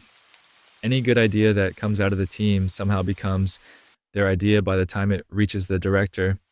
Any project that goes well is framed as a result of their strategy. And anything that goes wrong, that's suddenly the fault of execution issues from the team, which is a very polite way of saying, my employees messed up, not me. You know the type. When numbers are up, they're front and center in the celebratory email. When numbers dip, they're mysteriously quiet in public, but very loud in one-on-ones, making sure there's a neat little trail of blame pointing down the ladder. They dodge responsibility like it's their full-time job, and the actual work we do is just background music for their personal promotion party. For me, this wasn't just annoying. It started to really matter. I watched 2 promotions go to people from other teams, while my name never even made the shortlist, even though my metrics were consistently at the top. My performance reviews were full of vague little jabs. Needs to be more proactive, room for improvement in ownership, with no real examples, just enough fuzziness to keep me from arguing. Meanwhile, I'd sit in meetings where my manager would literally present my email drafts as their own proposal, right down to phrases I knew I'd written at midnight, when the apartment was quiet and I couldn't sleep. After a while, the anxiety became its own kind of constant background noise, like the low hum of those Minecraft cave vibrations in your headphones. I'd log in every morning wondering, what am I going to be blamed for today? I started double and triple checking everything, not just to avoid mistakes, but because I was scared something completely out of my control would land on my plate anyway. Confronting them directly didn't feel safe. They were too good at spinning things, too cozy with upper management, and I'd seen what happened to people who pushed back. They were suddenly labeled difficult or not a culture fit, and within a few months their desk was empty. So instead of walking into their office and starting a fight I couldn't win, I did something quieter. I started collecting receipts. Every time I sent an idea, I kept the original email. When I made a suggestion in a meeting, I followed up in writing. If my manager rephrased my work to send it up the chain, I saved both versions. I exported my performance metrics every week. So there was a clear time-stamped record of what I'd actually done. It wasn't flashy, it wasn't dramatic, it was just careful, calm documentation, tucked away like rare ores in a hidden Minecraft chest, waiting for the right moment. And that moment was coming a lot faster than my manager realized. So there I was, with my little hidden chest of emails and metrics, quietly mining away in the background while my manager dug themselves deeper. On the surface, everything at work looked normal. The Minecraft music in my headphones was soft. The office lights were a little too bright. And if you glanced at our team from the outside, you'd probably think, looks fine. But it wasn't fine. Welcome back to the channel, by the way. If you've still got this playing while you're tucked in, grab your favorite blanket and just let the vibrations of the game sounds and my voice help you drift off to sleep, because this is where the story shifts from mildly annoying boss to, oh, this is a pattern. It started small, one meeting. My manager pulled up a deck I had spent a week polishing. I'd written the analysis, built the charts, even rehearsed how to present it. When we joined the call with upper management, they shared their screen and said, "I've been working on this new strategy I'd like to walk you through." No mention of me, no handoff. I just sat there, muted, watching my own words scroll by like subtitles in a movie I apparently didn't star in. I tried to brush it off. Maybe they just forgot. People forget. But then it happened again and again, over months. Every time something went well, they were front and center, taking a bath with my work in their hands like it had spawned fully formed from their brain. Anytime something went wrong, though, suddenly my name was all over it. One project in particular still makes my eye twitch a little. I had a clear deadline, a clear scope, and I hit every milestone. Then, a week before delivery, my manager swooped in with just a few tweaks. Those tweaks completely changed the requirements. I stayed late multiple nights, skipped a friend's birthday party, and basically lived at my desk. We still missed the deadline because the new scope was impossible. In the follow-up meeting, they said calmly, "Yeah, OP dropped the ball on timing here." I could practically hear my heart pounding louder than the ambient game music in my headphones. This wasn't days, this was years. Little credit thefts, subtle blame jokes in front of the team about me being disorganized. Right after I'd spent the whole weekend cleaning up their mess, I felt trapped in that apartment of an office. Like the walls were closing in, I needed the job. Rent doesn't care about your toxic boss. Groceries don't accept my manager's unfair. As payment, I tried to fix it the right way. I scheduled a one-on-one and told my manager as calmly as I could that I felt sidelined and misrepresented. They gave me that tight smile and said, "You need to be more of a team player. It's not about individual credit." When I went to HR, I got the corporate bedtime story version of comfort. We take these concerns seriously, but that's just how things are in fast-paced environments. Translation, go back to your desk. The final straw came wrapped in official letterhead. I opened my email one morning to find a written warning attached to my file. It accused me of failing to send a critical client update. The problem? I had the email time-stamped where my manager told me not to send it because they wanted to handle the messaging personally. They forgot the client complained, and somehow the punishment landed on me. Reading that warning, I felt this strange, icy calm settle in. It was like when you're wandering a peaceful Minecraft biome at night and suddenly realize you're surrounded by creepers. Panic won't help. You need a plan, a careful, step-by-step plan. In that moment, I understood that direct confrontation wasn't going to work. Talking hadn't worked. HR hadn't worked. My manager lived in a world where reality was whatever they said in the last meeting. The The company lived on data, documentation, and things that could be printed, time-stamped, and audited. So I stopped trying to convince people with feelings and started preparing to speak the only language that mattered there. Undeniable proof I already had, the beginnings of it. Saved decks, exported metrics, email chains. Now, I just had to turn my quiet little stash into something so clear that even the most checked out executive couldn't ignore it. And the way that came together, the way those cozy little receipts turned into a warm, fuzzy feeling of justice being served, is where this story gets very, very satisfying. So there I was, sitting in my tiny apartment after work, Minecraft music humming softly in the background, letting my little blocky character just idle by a cozy campfire while my brain replayed every awful meeting with my manager. You know, that feeling when the vibrations of the day just won't settle and you can't even think about sleep yet? That's where I was. I ended up venting to a friend over text, just dumping everything. The credit theft, the gaslighting, the way my manager would say one thing in a meeting and then deny it later like it was all in my head. My friend finally replied with one simple line: "You need to get everything in writing." Around the same time, I stumbled onto one of those Reddit stories about someone quietly documenting a bad boss until AHR couldn't ignore it. And it clicked. I didn't need to yell, I needed a paper trail. So, welcome back to the channel and grab your favorite blanket, because this is the part of the story where things get very calm, very methodical, and very, very satisfying. While my Minecraft characters slowly mined through a peaceful cave system, I started doing the same thing in real life. Mining through my inbox, my files, my notes. Every important email thread, I began BCCing my personal email. Not in a dramatic way, just a quiet, automatic habit. Send, BCC, archive. Like placing little evidence blocks. One by one, I started saving copies of project files with clear timestamps.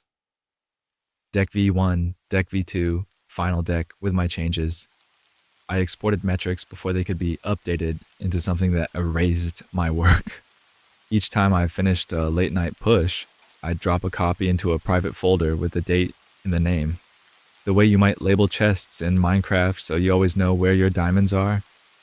It felt oddly cozy, like I was building a secret base made of proof. At the same time, I opened a private log. Nothing wild, just a simple document. Date, meeting, who said what, who did what, and when. 3:14, Patricia asked me to redo client report overnight, delivered 9:12 a.m. She presented it as her own in 2 p.m. meeting. Dry, factual, no revenge, I language. Just the story of my work, told in tiny, undeniable sentences. Then I got a little more strategic. I knew that if I was the only one tracking contributions, it would be easy for my manager to brush it off as me being emotional. So I created a shared project tracker for the team. I framed it as a transparency and alignment tool. Hey everyone, I made this so we can all see deadlines, owners, and status at a glance. Tasks got names attached, dates, links to files, comments. It was neutral, professional, completely reasonable, and it quietly made it impossible to pretend that my manager had done things she never touched. From there, I shifted how I communicated. Instead of nodding along in meetings and then scrambling later, I started sending calm, written follow-ups, just to confirm you want me to do X by Y date and prioritize it over Z, correct? If she changed her mind, I'd reply, no problem, updating priorities now. Every contradiction, every flip-flop, every unfair demand ended up in writing, wrapped in polite little emails that sounded perfectly cooperative. If she tried to give verbal instructions that sounded sketchy, I'd repeat them back in an email afterward. Per our conversation, I'll go ahead and it was like placing torches along a dark tunnel in Minecraft. illuminating every twist and turn so there was no way to pretend the path had been different. All of this was quiet. No confrontations, no big speeches, just systems, documentation, and a growing sense that I was finally not crazy. And as my folders filled up and that shared tracker started painting a very clear picture, I realized something. All of these little pieces were slowly aligning toward one specific moment. There was a performance review coming up, plus a big leadership meeting where my manager was planning to showcase our team's work. I didn't know exactly how it would play out yet, but I knew this. When that day came, the story wouldn't just be whatever she decided to tell. The story would be in the receipts and the way those calm, polite emails ended up colliding with her version of reality in that meeting. Well, that's where everything finally snapped into focus, but I'm getting ahead of myself because the way it all unfolded in that room was so precise, so quietly devastating, that it almost felt scripted. So, remember how I said it felt almost scripted? The funny thing is, the script didn't start in that big dramatic meeting. It started in tiny quiet moments while I was just trying to stay sane and keep my head down. Kind of like when you're slowly mining out a tunnel in Minecraft and only later realize you've carved this perfect straight line. Welcome back to the channel, by the way. If you've been listening while you drift through these cozy little Minecraft biomes, go ahead and grab your favorite blanket and settle in. This part of the story is where the vibrations really start to shift. Softly, slowly, and very much in my favor. The first sign that the receipts were working was so small I almost missed it. We had this shared project document where I logged every task, who requested it, when I did it, and any approvals. Nothing fancy, just dates, names, and links to emails. One afternoon, a coworker pinged me in chat about a deliverable. They said, "Hey, manager just told me she had to redo your work on this." Instead of arguing, I just dropped the link to the doc and scrolled in the next meeting. There it was, my name next to the task, the timestamp from 2 weeks earlier. Her comment, "Looks great, ship it." My coworker blinked, looked at the screen, and said out loud, "Oh, so you did do this." It was such a small sentence, but it felt like I'd just placed a torch in a dark hallway. Suddenly, someone else could see. Then HR started to notice the contradictions. After one particularly wild email where she accused me of missing a deadline, I replied calmly, attaching the original thread where she'd pushed the date back herself. A day later, HR followed up with both of us, asking for clarification on the differing timelines and confirmation of written approvals. Those are very polite words that basically mean, why do your emails not match? I didn't have to say a thing. The receipts were doing the talking. That's when her frustration started to show. Her usual tactic was to say things like, "We talked about this verbally," or "I told you to do it this way," in front of other people. But now, every time she tried, there was this gentle, almost boring correction. I'd say, "Actually, per your email on the 12th, and then share my screen showing her written approval or the exact instructions she'd given. No drama, just calm, cozy little timestamps lined up like blocks. You could feel the mood shift in those meetings. Before, people would just nod along with her. Now, they'd lean in when I pulled up the document. A couple of teammates even started saying, "Let's check the log," before accepting her version of events. It was like the whole apartment of our team had gone from loud party energy to quiet library mode, and she hated it. The more her old tricks failed, the more she doubled down. She sent long late-night emails trying to reframe history, copying leadership, and hinting that I was struggling with follow-through. I answered each one with short, factual replies, attaching the relevant files, approvals, and completion dates. No extra commentary, just receipts. If you've ever watched someone try to gaslight reality while the email chain sits there humming like soft background music, you know how surreal it feels. All of this built toward one big moment, my performance review. She clearly thought this was going to be her final boss battle, where she could paint me as the problem. Leadership was on the calendar. HR was invited for support. The title of the meeting sounded neutral, but the subtext was loud. When the day came, I treated it like a chill Minecraft build session. I had my folders organized. One with project timelines, one with emails, one with the shared doc logs. I even had a little index page with links, so I could click straight to whatever I needed. No aggression, just quiet. Methodical preparation to help you drift off to sleep if you were just listening to the rhythm of it. She started the meeting with a polished speech about concerns and missed expectations. It was all very vague, lots of feelings, not many facts. Then leadership asked the question that changed everything. Can you walk us through specific examples? Pattern interrupt. Suddenly, vibes weren't enough. They wanted details. She tried. She really did. She brought up a project she claimed I delayed. I clicked my index, pulled up the timeline, and shared my screen. There were the dates, there were her written approvals, there was even her email asking me to deprioritize that exact task in favor of one of her last-minute urgent ideas. I walked them through calmly. On this date, manager requested we push this back.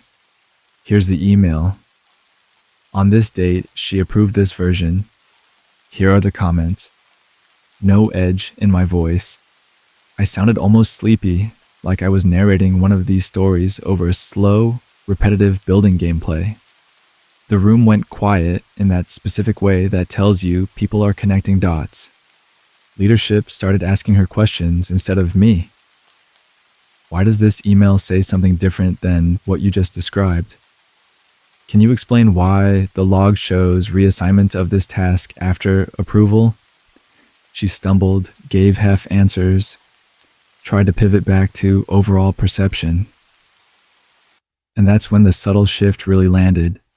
I could see it in their faces, that moment when they realized this wasn't a one-off misunderstanding, it was a pattern. My evidence didn't just defend me, it outlined her behavior. There was no dramatic shouting, no instant firing, just a slow, steady cooling of the room toward her. HR took more notes when she spoke than when I did. Leadership thanked me for thorough documentation and clear communication. I sat there, strangely comfortable, with this warm, fuzzy feeling of justice being served in the quietest possible way, and the best part, that meeting wasn't even the real climax. It was just the point where the people above her finally started watching more closely. The real fallout came later when those same receipts intersected with something much bigger than my performance review. So, remember how I said that meeting was just the start? This is where the quiet little tremors turned into actual structural changes. The way a few missing blocks in Minecraft can reveal a whole hidden cave system underneath your cozy base. Within a couple of days, AHR reached back out to me. The tone was very different this time. Calm, curious. They let me know they were opening a formal investigation, and they asked if I'd be comfortable sharing more detail about my experiences. I said yes, but only if it stayed professional and documented. Because at that point, my whole revenge was rooted in doing everything by the book. No fireworks, just forms. Here's the part that really surprised me. Once word quietly got around that AHR was reviewing our department structure, people started coming out of the woodwork. One coworker pinged me on the company chat and said, "Hey, did they talk to you about our manager too?"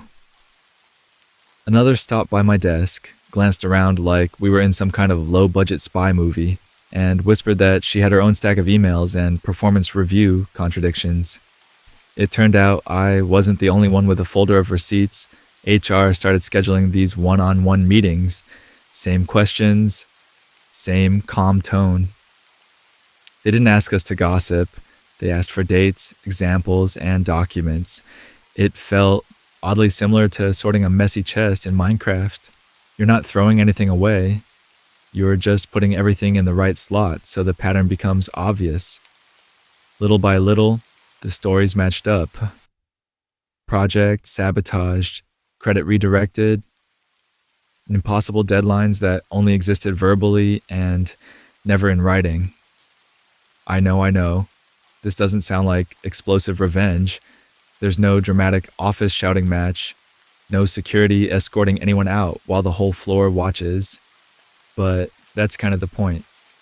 This was slow, methodical justice, the kind that lets you actually sleep at night because, you didn't sink to their level. A few weeks later, an email went out company-wide. Just a short, sterile announcement that our manager would be transitioning to a different role and that an interim manager would be taking over while leadership evaluated departmental needs.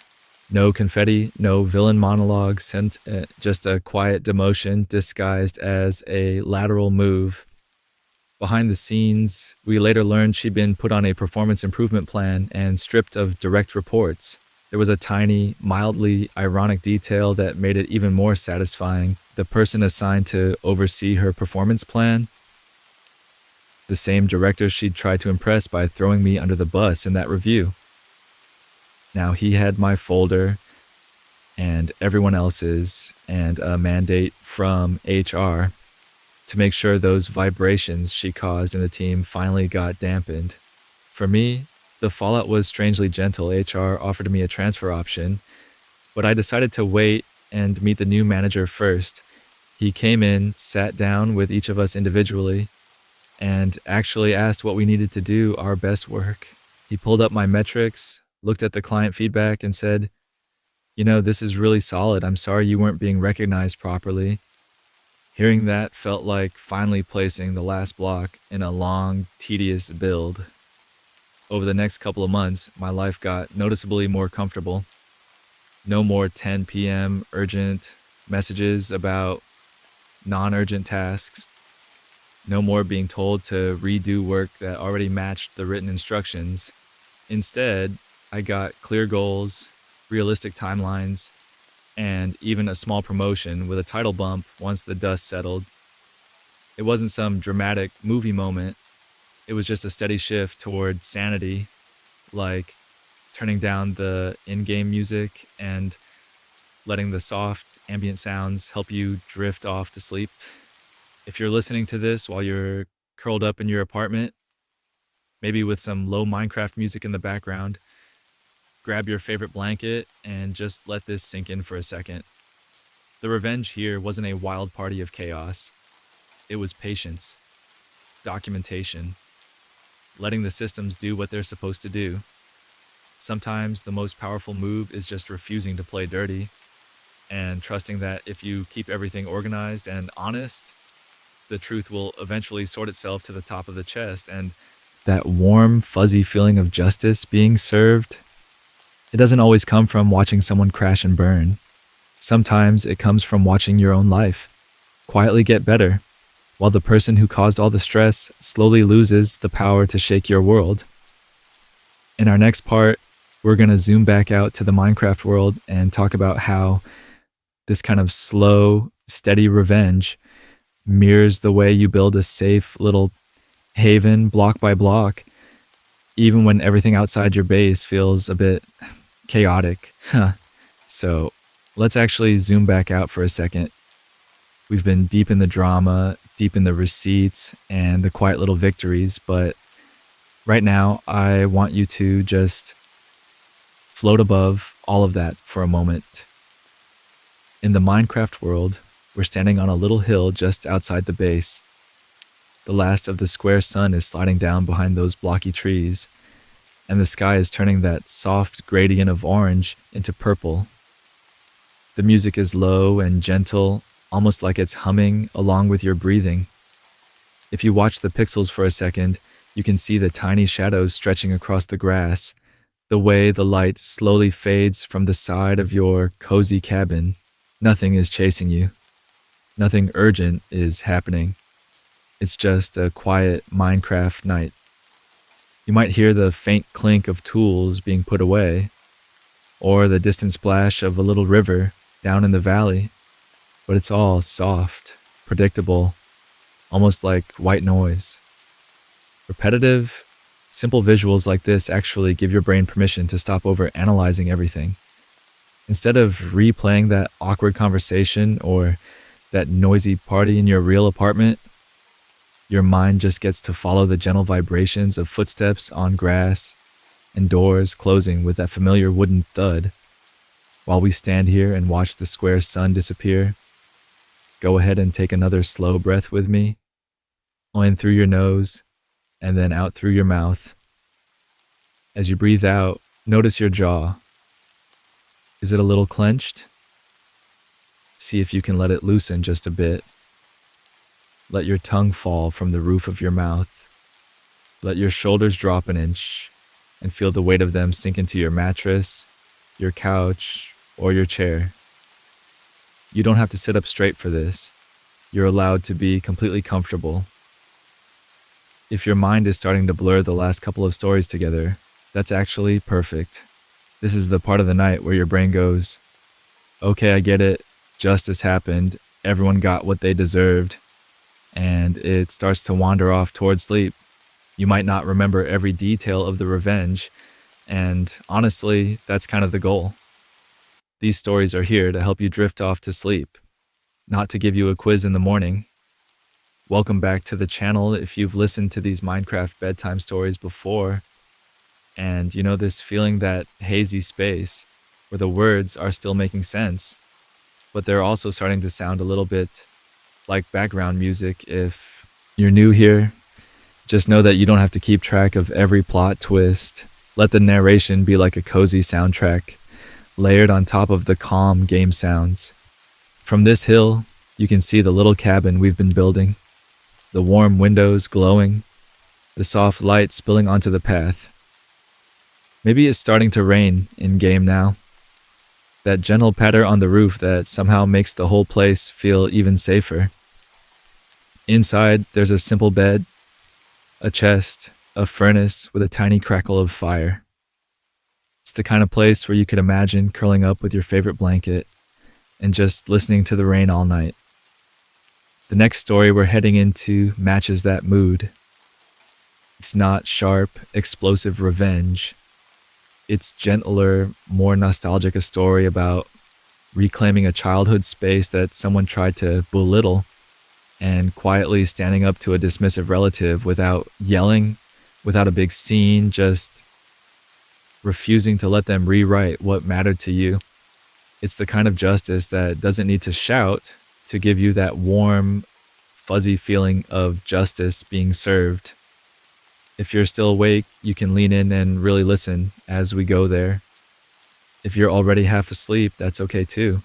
You can let the details fade and just let my voice turn into background noise while your brain wanders off into its own cozy little world. You don't have to do anything. You don't have to react. You don't even have to keep your eyes open. Just stay right where you are, watching the pixels and feeling your body get heavier while we quietly step into this next, softer story, where one small, stubborn memory changes everything, Set. So, while the Minecraft sky is slipping into that soft, pixelated night, and the little ambient game sounds are just humming along like white noise, let's dive into a different kind of revenge. This one isn't loud or dramatic. It's the kind of quiet, stubborn payback that gives you that warm, fuzzy feeling of justice being served without anyone throwing a single punch. This story is all about taking back a space that everyone else decided was no big deal. It's about quietly reclaiming a room that got treated like free real estate and proving in the most gentle way possible that you were never the problem. You know that feeling when someone rewrites history and acts like you were just passing through, when actually that place was your whole childhood? Yeah, that's so picture this. I come back to my parents' house for a few weeks between apartments, out here in our cozy little Minecraft world, I'm just building a cabin, but in real life, I'm technically in transition. I've got a new job starting, a new apartment lined up, and I just need a soft landing in the meantime. I'm expecting my old room. Same posters, same squeaky bed, same window where I used to fall asleep listening to distant music from the neighbor's party down the street. Instead, I walk in and my room isn't my room. The walls are a different color, my shelves are gone, and there's a queen bed with floral bedding that I've never seen in my life. Sitting on that bed, scrolling on her phone like she owns the place, is my cousin Jenna. She looks up, gives me this slow once over, and goes, "Oh, you're finally here." She doesn't stand up, she doesn't move her suitcase. She just tells me, very matter of fact, that she stays in this room now when she visits because she's here more often, and it just makes sense. The vibe is less welcome back to the channel and more welcome to my guest wing. All through dinner, she keeps going little snide comments about me finally moving out, joking that I couldn't wait to escape this place, asking if my new apartment is actually big enough, or if I'm still doing that cozy little job thing. Every choice I've made as an adult becomes a punchline. She calls my old posters kid stuff, laughs that I used to fall asleep with music on because I was too scared of the dark, and tells my parents it's cute that they kept my old shrine for so long. On the surface, it's mild. Nobody's screaming, but inside, it feels like being erased in slow motion. That room was where I cried after bad days at school, where I stayed up late planning my future, where I lay awake listening to the vibrations of the house and feeling somehow safe. It wasn't just four walls. It was proof that I existed here, that I belonged. Being told I'm now a guest in my own childhood feels like someone quietly rewriting the credits of my life and putting my name under special thanks. I could have argued, I could have demanded my room back, made a scene, turned the whole visit into a family drama. But instead, I decided to do something softer. Calmer, I decided that if I was going to be treated like a temporary visitor, I was going to make my presence permanent in a different way. So I smiled, took the pull-out couch in the den, and started planning. I began going into Jenna's room during the day to look for a few of my old things my parents had boxed up in the closet. I'd leave small, unmistakable pieces of my history out in the open. The childhood photo of me on the bookshelf, the old concert ticket tucked into the mirror frame, the handmade poster with my name in huge letters taped right back on the wall. Every time she tried to brush it off or move something, my parents would chime in, remembering stories, filling the air with details she couldn't compete with. Slowly, the narrative shifted back. This wasn't her guest suite. It was my room that I was graciously letting her use. And as the days went on, it became impossible to pretend otherwise. We'll get into exactly how that quiet little campaign played out, and how one final perfectly timed comment turned the whole family's perspective around. Right after we place a few more cozy blocks and let the night settle in a bit deeper. So, as I'm placing these last few lanterns in our little Minecraft hallway, picture this. Real life felt a lot more cramped than this pixel apartment ever will. In the game, I can just carve out another cozy room in the side of a mountain. In my actual house, we were already at max capacity, and then my aunt arrived with 2 overstuffed suitcases and a rolling cloud of entitlement. When I say crowded, I mean every surface had a purpose. The hallway doubled as a shoe rack. The living room was a part-time guest room. The kitchen table was homework central, laptop desk, and, occasionally, a very sad buffet line at family parties. We had 1.5 bathrooms for way too many people, and the morning routine was like trying to merge into highway traffic with no turn signal. You learned to shower at odd hours, or you didn't shower at all. Into that chaos, my aunt was given my room for a little while, because, I was young and flexible. That was the phrase they loved. young and flexible, like I was a yoga mat they could roll up and tuck into a corner. I moved to the pull-out couch with the lovely bonus feature of hearing every late night kitchen vibration and every early morning coffee ritual, whether I wanted to or not. At first, I tried to be gracious. I stacked my things in neat bins under the coffee table, folded my clothes into these tiny, satisfying rectangles, and told myself it was temporary. But my aunt treated me less like a temporary inconvenience and more like a misplaced Amazon package she kept tripping over. If my backpack was on her chair, she'd move it to the floor. If my toothbrush was in her bathroom, it would mysteriously migrate to the back of the cabinet. The entitlement started small. My hoodie would vanish from the arm of the couch and reappear crammed into a random drawer. My headphones got unplugged and coiled on top of the TV, so they wouldn't get lost. She'd lock the bathroom door for 20-30 minutes at a time, right when I needed to get ready, and then emerge with a comment about how nice it was that she could finally relax in a real home. The way she said real home made it sound like I was a guest too, instead of someone who actually lived there. Anytime I tried to gently push back, she acted like she was doing me a favor by letting me stay in my own space. She told relatives on the phone that she was sharing her room with a kid, like I'd been rescued from the street and brought indoors for the winter. It was almost impressive in a mildly horrifying way. I did the reasonable thing first. I talked to my parents. I picked a quiet night, waited until everyone was kind of winding down, and laid it out as calmly as I could. I told them I felt like a guest in my own house, that my stuff was always being moved, that I couldn't get into the bathroom when I needed it. They listened, nodded, exchanged that look parents give each other when they really don't want to deal with something, and then hit me with the classic, just ignore it, she's family. We don't want to rock the boat.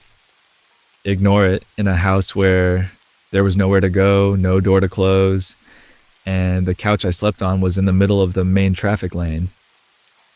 It's funny how people tell you to ignore something that's literally in your face from the moment you wake up to the moment you finally drift off to sleep. So, with the official channels not wanting drama, I shifted gears. No shouting, no big confrontation, just small acts of resistance. If my clothes got shoved into a random bag, I quietly reclaimed a drawer in the hallway cabinet and labeled it with my name. If my toothbrush disappeared, I bought a bright, unmistakable one and placed it in a little cup with a sticky note. Please do not move. I started lining up my neatly folded shirts along the edge of the pull-out couch, like a tiny portable closet that said, very politely, I live here. I put one frame photo of me and my friends on the living room shelf. Then another of me as a kid in that same apartment, grinning in front of a lopsided birthday cake. They were small, but they were loud in their own way. Every time my aunt referred to it as her room, those photos quietly contradicted her. As I kept everything organized and visible, a little plan started to form, almost the way we slowly map out a new Minecraft base. No explosions, just patience, timing, and letting her own words do the heavy lifting. If she wanted to tell everyone she was letting me stay, I'd make sure the rest of the family had a very clear, very cozy visual reminder of whose home this really was. We'll get into how that polite little strategy turned into the warm, fuzzy feeling of justice being served in a minute. But first, I'm going to lay down a few more blocks and let the quiet game sounds help you drift off to sleep just a bit deeper. So while I'm stacking these last few blocks and the Minecraft music hums softly in the background, let's dive into how I turned that guest room back into an actual home. This is where the revenge isn't loud or flashy. It's quiet, consistent, and just polite enough that anyone watching from the outside can't help noticing who's actually treating the space with respect. I started by simply being there a lot.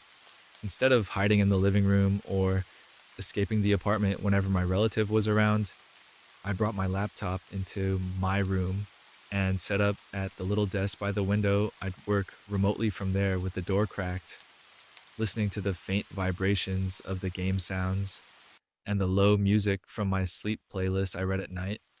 With a small lamp, I folded laundry on the bed. I put my water bottle on the nightstand like someone who lived there, not someone on a weekend visit. Then I added cozy, non confrontational touches.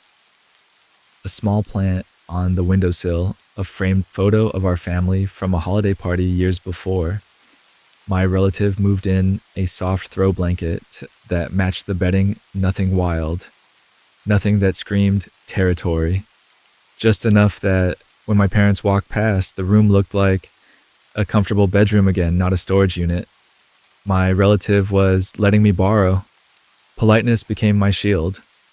Anytime I needed to move something of hers, I'd send a text first. Hey, is it okay if I shift your 3 storage bins from the bed to the closet so I can sleep tonight? Always like that. Calm, specific, and impossible to twist into aggression. When she said yes, I'd reply, thanks, moving them now. So there was a neat little written agreement. Then pattern interrupt. I added my parents to a group chat called Room Logistics and pretended it was the most normal thing in the world. I'd write, hey, just confirming with everyone. Relative said it's fine if I use the left side of the closet and this drawer, right? My relative would usually respond with something dismissive like, whatever, just don't touch my stuff, which looks very different when your audience is now mom and dad, not just you. I kept my tone steady and almost boringly polite, even when she fired back with, you're acting like this is your apartment. I'd answer, just trying to keep everything clear so we're all comfortable. No heat, just receipts. I also offered compromises that any reasonable person would jump at. I suggested shared storage cubes labeled with our names. I proposed quiet hours after 11 p.m., so nobody's sleep got wrecked by late night music or surprise phone calls I offered to help her reorganize so she'd actually gain space. Every time she'd shoot it down with something like, no, I'm not changing my routine for you, or you can sleep on the couch if you don't like it. In isolation, that's annoying. In a written thread where I'm being relentlessly fair, it starts to look bad.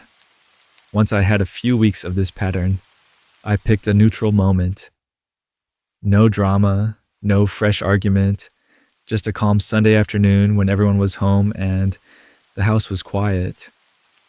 Kind of like this Minecraft night cycle you're watching, where nothing big is happening, but the mood is soft and still. I sat at the dining table with my tea and said, hey, can we talk about room logistics for a second? Like I was bringing up who does dishes, I calmly walked through it. I mentioned that I was happy to share, that I appreciated being able to stay, and that I'd been trying to keep everything documented so nobody felt blindsided. Then I pulled up the group chat, not in a dramatic courtroom way. More like, I just want to make sure we're all seeing the same thing. My parents read the threads, my reasonable requests, my offers of compromise, my relatives' eye roll messages, and sleep on the couch. Responses. You could feel the shift. My mom's face tightened a little. My dad did that slow inhale parents do when they realize they've been assuming the wrong person was the problem. My relative tried to jump in with, she's being so dramatic. But now the words on the screen didn't match that story. The cozy, quiet evidence was right there, glowing back at them like text messages in the dark. By the end of that conversation, nobody said, this is officially your room again, but the energy changed. My parents started using phrases like, well, since this is OP's room, and you need to respect their space. It was the first real crack in the narrative my relative had built. The room was slowly, gently shifting back into being my home. and my relative was suddenly the one who looked like they were overstepping. In the next part, that little crack is going to open up a lot wider, and that's where the warm, fuzzy feeling of justice being served really kicks in. So, that tiny crack in the story they built about their room, it didn't stay tiny for long. This is where things get really quietly satisfying. The kind of low-key justice that just settles over the house, like nighttime in a peaceful Minecraft village. No explosions, no big boss battle, just a slow, steady shift. A couple of days later, my parents called a family meeting. Nothing dramatic, just that calm, "Hey, can we all sit in the living room for a minute?" vibe. If you're watching the Minecraft gameplay right now, imagine we've moved from frantic mining to just placing lanterns along a path. Same world, softer pace. They waited until my relative was on the couch, phone in hand, and I was back from campus for the weekend. Backpack still by the door, my mom started. Very gentle, but very clear. "We need to talk about the room," she said. "When they're away at school, you're welcome to use it.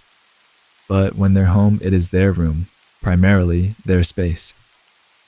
My dad nodded along, backing her up like a solid cobblestone wall. No shouting, no accusations, just boundaries, quietly placed, one block at a time. You could almost hear the vibrations in the air change. My relative froze for a second, then did that little scoff laugh people do when they're pretending not to be bothered. "I mean, I've just kind of made it my room now," they said. "My stuff's already in there. It's just more practical if I keep it." They tried to sound casual, like this was all about convenience and not about control. My mom didn't budge. "You can keep some things in there," she said, "but you need to be packed up and out of the way when they're home. They need to feel comfortable in their own space, especially when they're back from school. It's not up for debate." That was it. No speech, no big courtroom moment, just a firm parental line drawn in soft voice. My relative did not love that. They went quiet, then pulled out the classic passive-aggressive greatest hits. "I just thought we were a family and shared things," they muttered. Then, "Well, I guess I'll just move everything back to my tiny room and live in a closet." You could practically hear the invisible, sad violin music, but instead of anyone rushing in to soothe them, my parents just said, "You have your room, this is theirs when they're home." Over the next week or two, the shift became visible. A box of their clothes disappeared from my closet. The stack of random chargers and cables migrated down the hall. They grumbled under their breath about how some people were territorial and made little comments at dinner, but they also started spending more time in their own room and the shared living spaces they chose to retreat rather than share, which honestly told everyone exactly what this had really been about. The first night I came home after that conversation and opened the door, the room felt different, lighter. The bed was actually clear. My old comforter folded at the foot instead of their laundry mountain. My favorite blanket, the one that's been through way too many winters and still somehow smells like home, was back on my pillow. My childhood bookshelf, the one they'd half emptied for their stuff, now had my old fantasy paperbacks lined up again, spines a little bent, titles I could almost recite from memory. I found one of my old posters rolled up in the closet, the corners a little curled, and pinned it back over the desk. It was such a small thing, like placing a single flower pot in a Minecraft build, but it changed the whole mood of the space. The room wasn't a storage unit anymore, it was my room. Not because anyone else lost, but because everyone finally acknowledged what had been true the whole time. And the feeling that came with that wasn't gloating or some dramatic revenge high. It was relief validation, that quiet, satisfying moment when you put the last block on a long build and just step back to look at it. No fireworks, just, yes, this is right. After so many visits home where I'd felt like a guest at my own party, I could finally walk in. drop my bag and breathe. I could lie down under my own posters with my own blanket and let the house sounds at night turn into white noise instead of stress. For you, watching this cozy Minecraft world while you try to help you drift off to sleep, that's the real takeaway here. Sometimes the most satisfying revenge isn't a big blow up or some wild plot. It's taking up the space you already deserve calmly and consistently until everyone else has to adjust. It's putting your books back on your shelf, your name back on your door, your boundaries back where they should have been all along. If you've ever had someone slowly edge you out of your own metaphorical room, at work, in an apartment, in a friend group, there's a special kind of warm, fuzzy feeling of justice being served when you quietly reclaim that ground. No shouting, no late night drama, just a gentle, steady, this is mine, and I'm allowed to be here. In the next part, we'll zoom out a bit and talk about how that same energy shows up in other stories too, where people rebuild their lives the way you rebuild a cozy Minecraft base, one careful, intentional block at a time. So, welcome back to the channel. Energy stays the same.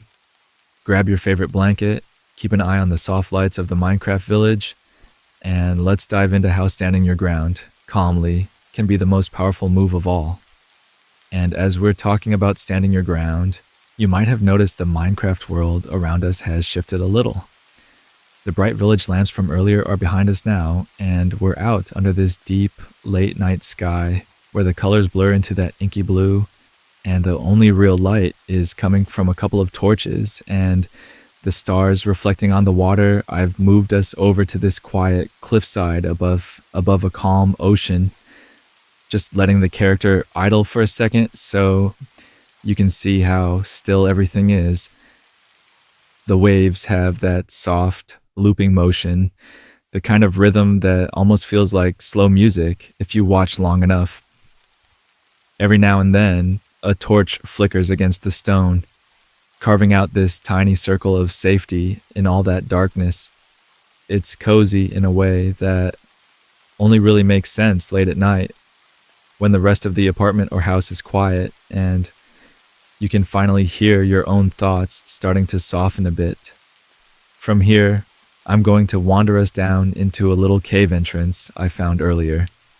Nothing dramatic, no wild mobs chasing us around. Just that gentle crunch of footsteps and the low hum of the cave ambience. I'll place a torch every few blocks, so you get these pockets of warm light floating in the dark, like little checkpoints for your brain. The details of the blocks don't really matter now. They kind of melt together into shapes and shadows, and that's exactly the point. You might notice that the earlier stories are already starting to feel a bit fuzzy around the edges. Maybe you remember the warm, fuzzy feeling of justice being served, but not every single message, every email, every petty little detail. It's actually perfect. That's your mind doing what it's supposed to do at this time of night, letting go of the sharp outlines and keeping just the emotional afterglow. The revenge is still satisfying, but it doesn't need to be in high definition anymore. There's a funny little science twist to all this too. Long repetitive content like slow Minecraft building or calm cave exploring paired with steady narration gives your brain something predictable to lean on. When you know nothing loud or chaotic is coming, your mind can finally stop scanning for problems. It's a bit like turning your thoughts into background vibrations instead of a full-on party in your head. That's why a lot of people use videos like this as a kind of mental white noise to help you drift off to sleep. So if you're noticing that you're only half listening now, that your attention keeps drifting from the stories to the torchlight, to the sound of footsteps and back again, that's not you doing it wrong. That's you doing it exactly right. Welcome back to the channel. If you're a regular napper here, your brain already knows the routine. You press play, grab your favorite blanket, and let the stories slowly blur until they're more like a dream than a plot line. And I'm curious, purely for later, not for right now when you're this relaxed. What kind of stories end up working best for your sleep? The really wholesome ones where everyone ends up friends again. The slightly spooky late night tales that feel like urban legends told in a dorm apartment hallway. Or the nostalgic ones that feel like remembering an old job or an old town you used to live in. You don't have to answer out loud, obviously. Just let the question float somewhere in the back of your mind for when you're more awake. As we keep gliding deeper into this cave, the path is going to stay simple and safe. No jump scares, no sudden chaos, just that slow, predictable rhythm. And we're almost at the point in the video where the heavy-duty revenge winds down and something even softer takes over. I've saved one more short, very gentle story for you. It's less destroy their career and more like a cozy little anecdote about quiet, everyday kindness, still satisfying, but in a way that feels like a warm mug in your hands at night. Think of it as the final dim torch at the end of this tunnel, the one that carries you the rest of the way into sleep. We'll step into that in just a moment. And there's a tiny detail in that last story that I think is going to stick with you long after you've drifted off. So let's step into that last little torch together.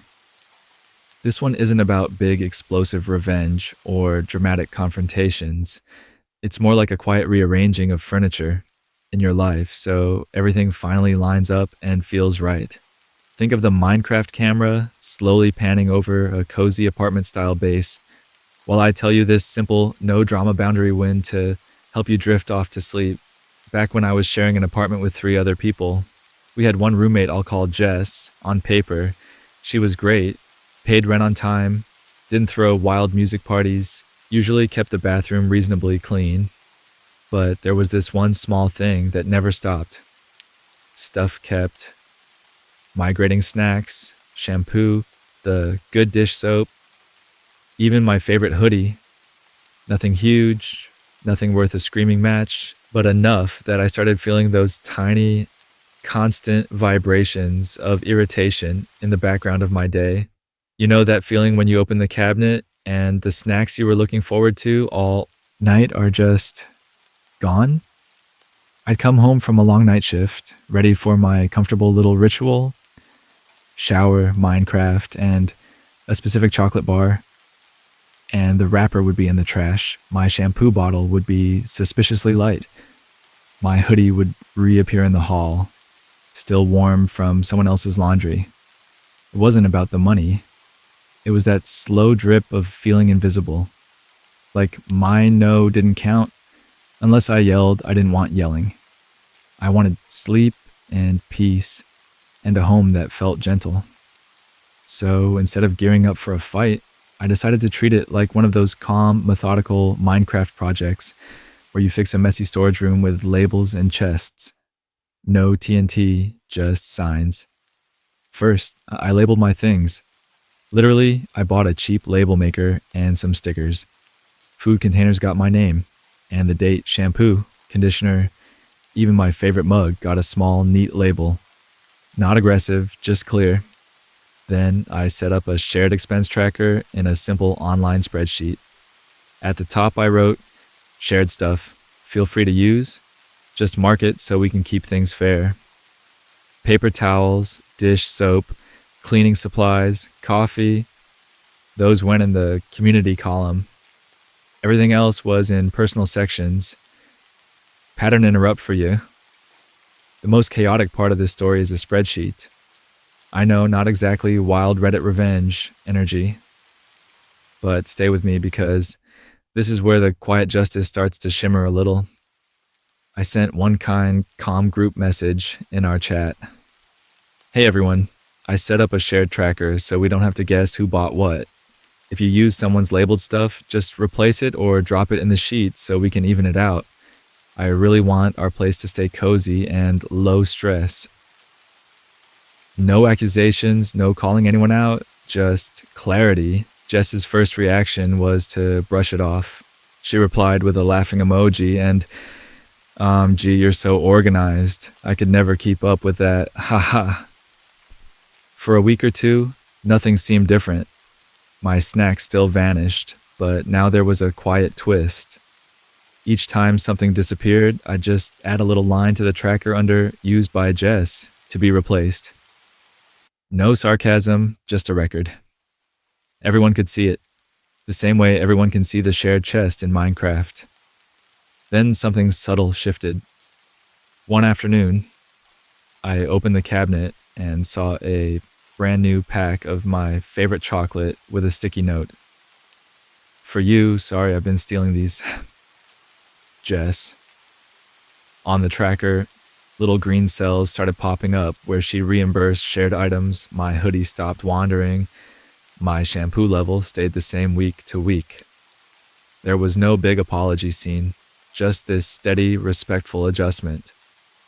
Over the next month, the whole apartment got calmer. People started adding their own labels, updating the sheet, even planning shared grocery runs. The unspoken tension that used to hum in the background quieted down, like turning the Minecraft music to a soft, steady volume. Jess didn't become a different person. She just had a gentle mirror held up to her habits, and the system did the talking for me. In the end, there was no dramatic confrontation, no shouting, no door slamming. Just clarity, consistency, and a home that finally felt comfortable again. Not every satisfying resolution needs a master plan or a legal citation. Sometimes the warm, fuzzy feeling of justice being served comes from calmly insisting that your boundaries matter, even in the tiniest ways. As we drift into the last stretch of the night, I've got one more quiet story lined up, something even softer, like placing the final lanterns around your Minecraft base. Welcome back to the channel energy, but turned way down low. Just enough to carry you through the end of this cozy run. Let's dive into that in a moment and see how one more small act of everyday fairness can help you drift off to sleep. So as we ease into that last little stretch, it's a good moment to just look back at where we've been tonight. We started with loud bosses, messy apartments, unfair landlords, and all these tiny imbalances that didn't feel right. And we watched people respond in this really quiet, clever way. No screaming matches, no wild party level chaos, just patient planning and the warm, fuzzy feeling of justice being served when the right email or the right screenshot or the right log entry finally tipped the scales. If you think about it, every one of these stories had the same soft heartbeat underneath. Someone was being pushed around or ignored or taken advantage of, and instead of matching the noise, they went still. They gathered proof. They read the rules. They built their little case block by block, the way we've been placing blocks in this cozy Minecraft world all night. And when the moment came, they didn't explode. They just presented what they had and let the system or the community or the family group chat do the rest. By now, you might only be half with me. Your eyes might be heavy. Your phone might be slipping a little in your hand, or maybe the screen is just a soft glow across the room while the music and game sounds blur together. That's completely fine. If you've drifted in and out of the stories, catching a detail here and there and then losing the thread, that still counts. You still spent part of your night here, letting your brain follow something gentle and structured instead of chasing its own vibrations of worry. I know. Revenge stories for bedtime sounds counterintuitive, but there's something oddly calming about hearing that problems can be solved without screaming, that a toxic manager can be undone by their own timesheets, that a terrible neighbor in a thin-walled apartment can be nudged into basic respect by a well-timed complaint and a little patience. You don't have to remember the exact usernames or the perfect one-liners in the morning. Your mind just needed a path to walk that wasn't looping back on your own to-do list. That's why the visuals stay so simple. Just slow mining, quiet crafting, maybe a little nighttime exploration with torches marking the way. Repetitive, predictable gameplay like this actually helps your thoughts settle because there's nothing urgent to solve, nothing jumping out at you. While I've been reading these stories, we've hollowed out tunnels, lit up caves, and added tiny details to the base. Chest by chest, lantern by lantern.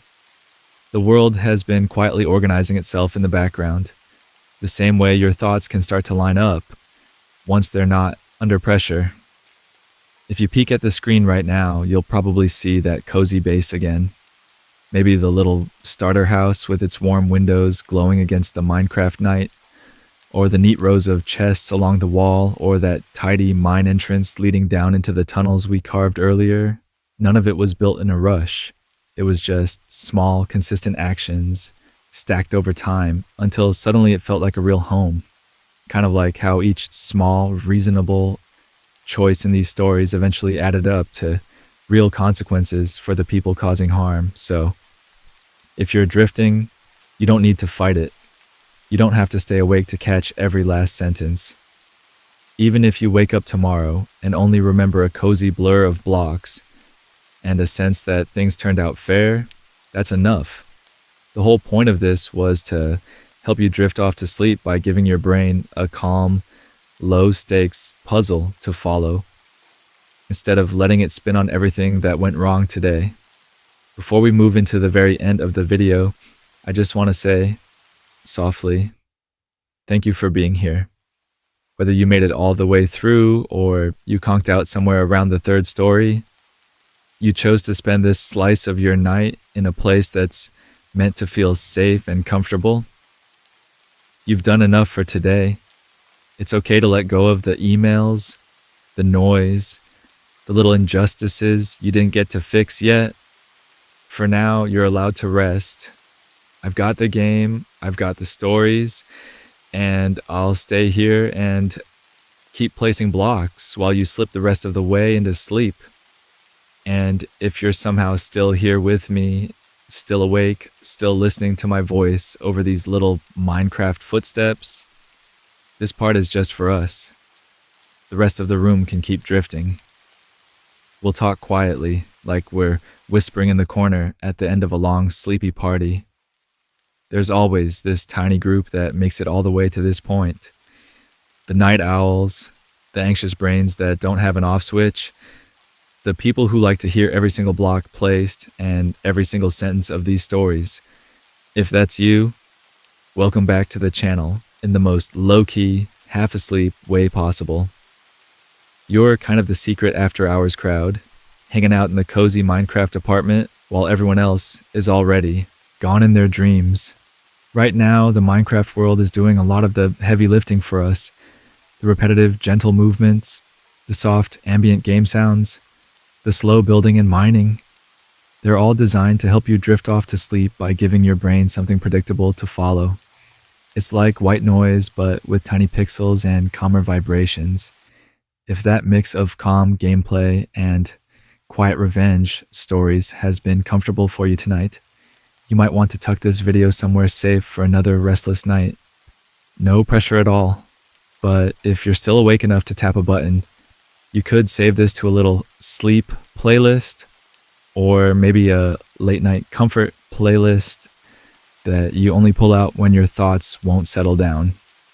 That way, the next time the music from the neighbor's party is too loud, or your mind is replaying every awkward moment from the week, you won't have to scroll around in the dark looking for something soothing. It'll just be there, waiting for you, like a blanket you folded at the end of the bed earlier in the day. And if your eyes aren't too heavy, I'd love to hear from you. But only when it feels easy. When tomorrow you use a little more awake, you can drop a comment and tell me what kind of stories you want to hear more of. Do you like the wholesome, gentle ones where everyone ends up okay? The mildly spooky late-night threads that feel like walking through a quiet Minecraft forest at midnight? The nostalgic stories that feel like remembering an old childhood world save? Or do you come here for that warm, fuzzy feeling of justice being served with clever, patient revenge. You can even get specific if you want.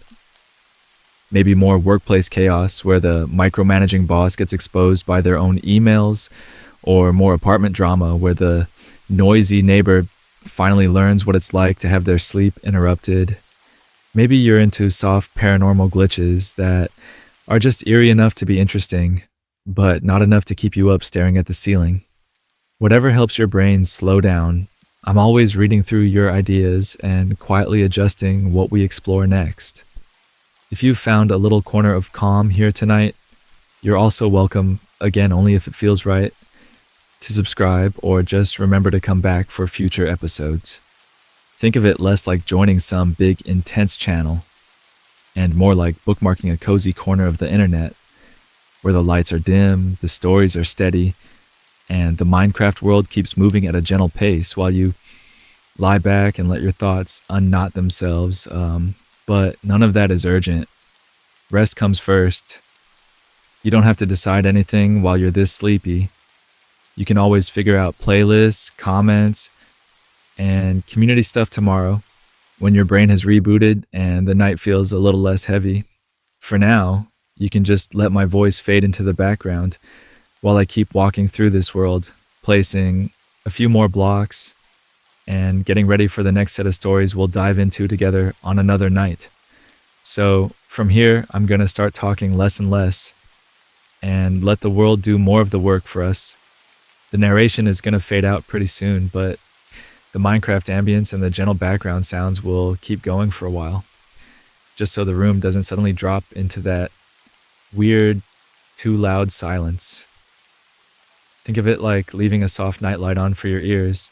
You'll still hear the little footsteps on the blocks, the quiet clink of tools, maybe a door in the apartment-sized base opening and closing every now and then.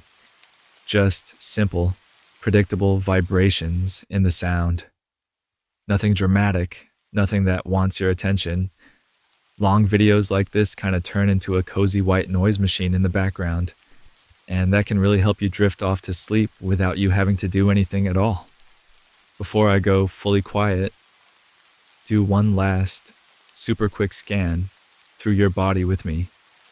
Start up at your forehead and let it smooth out. Soften your eyes, even if they're already closed. Unclench your jaw, drop your shoulders away from your ears. Let your chest and stomach loosen. Uncurl your fingers, let your hips sink into whatever you're lying on. Soften your legs all the way down to your toes. If any little bit still feels tense, just breathe out and let it melt. I know. Revenge stories for bedtime sounds counterintuitive, but hopefully you've got that warm, fuzzy feeling of justice being served without any of the stress still hanging around. The whole point of these stories and this cozy little Minecraft world is to give your brain something gentle and satisfying to follow, and then slowly, quietly, give it permission to stop following it all. From here, you don't have to track the gameplay or the plot or anything. You can just float. Hey everyone, welcome back to the channel. Energy is winding all the way down now, on purpose. If any part of your mind is still trying to pay attention, you can tell it the important part is over. The villains already got what was coming. The plans worked. The receipts were saved. Now it's just peaceful wandering, soft music, and blocks placing themselves in the dark. Thank you for hanging out with me tonight, even if you're only catching every third word at this point. Honestly, you might not even hear this part clearly, and that's completely okay. My voice is just going to keep getting softer and softer. Like I've walked to the far end of the base down a long hallway, and I'm talking from the next room over. You don't need to reach for it. You don't need to stay awake for it. You also don't have to worry about pausing anything or turning the video off right away. Just let the rest of the audio play out while you drift. The calm, repetitive sounds of mining, a door opening, maybe a soft splash, or faint music in the distance will cover up little bumps and creaks in the night so your brain doesn't jump at every noise you've already done. Enough today. The devices can take care of themselves later. So if you're still half awake, this is your cue to really let go. Sink a little deeper into whatever you're lying on. Grab your favorite blanket if it's within easy reach, or just imagine you're wrapped up in the coziest blanket in this whole blocky world. Let's dive into the quiet part of the night now, where there aren't any more twists or turns, just the soft hum of a safe, simple game ticking along in the background. I'm going to stop talking in just a moment and leave you with the ambience. No more new stories, no more commentary, just the gentle sounds of this little digital world to keep you company. Sleep well, you're safe here.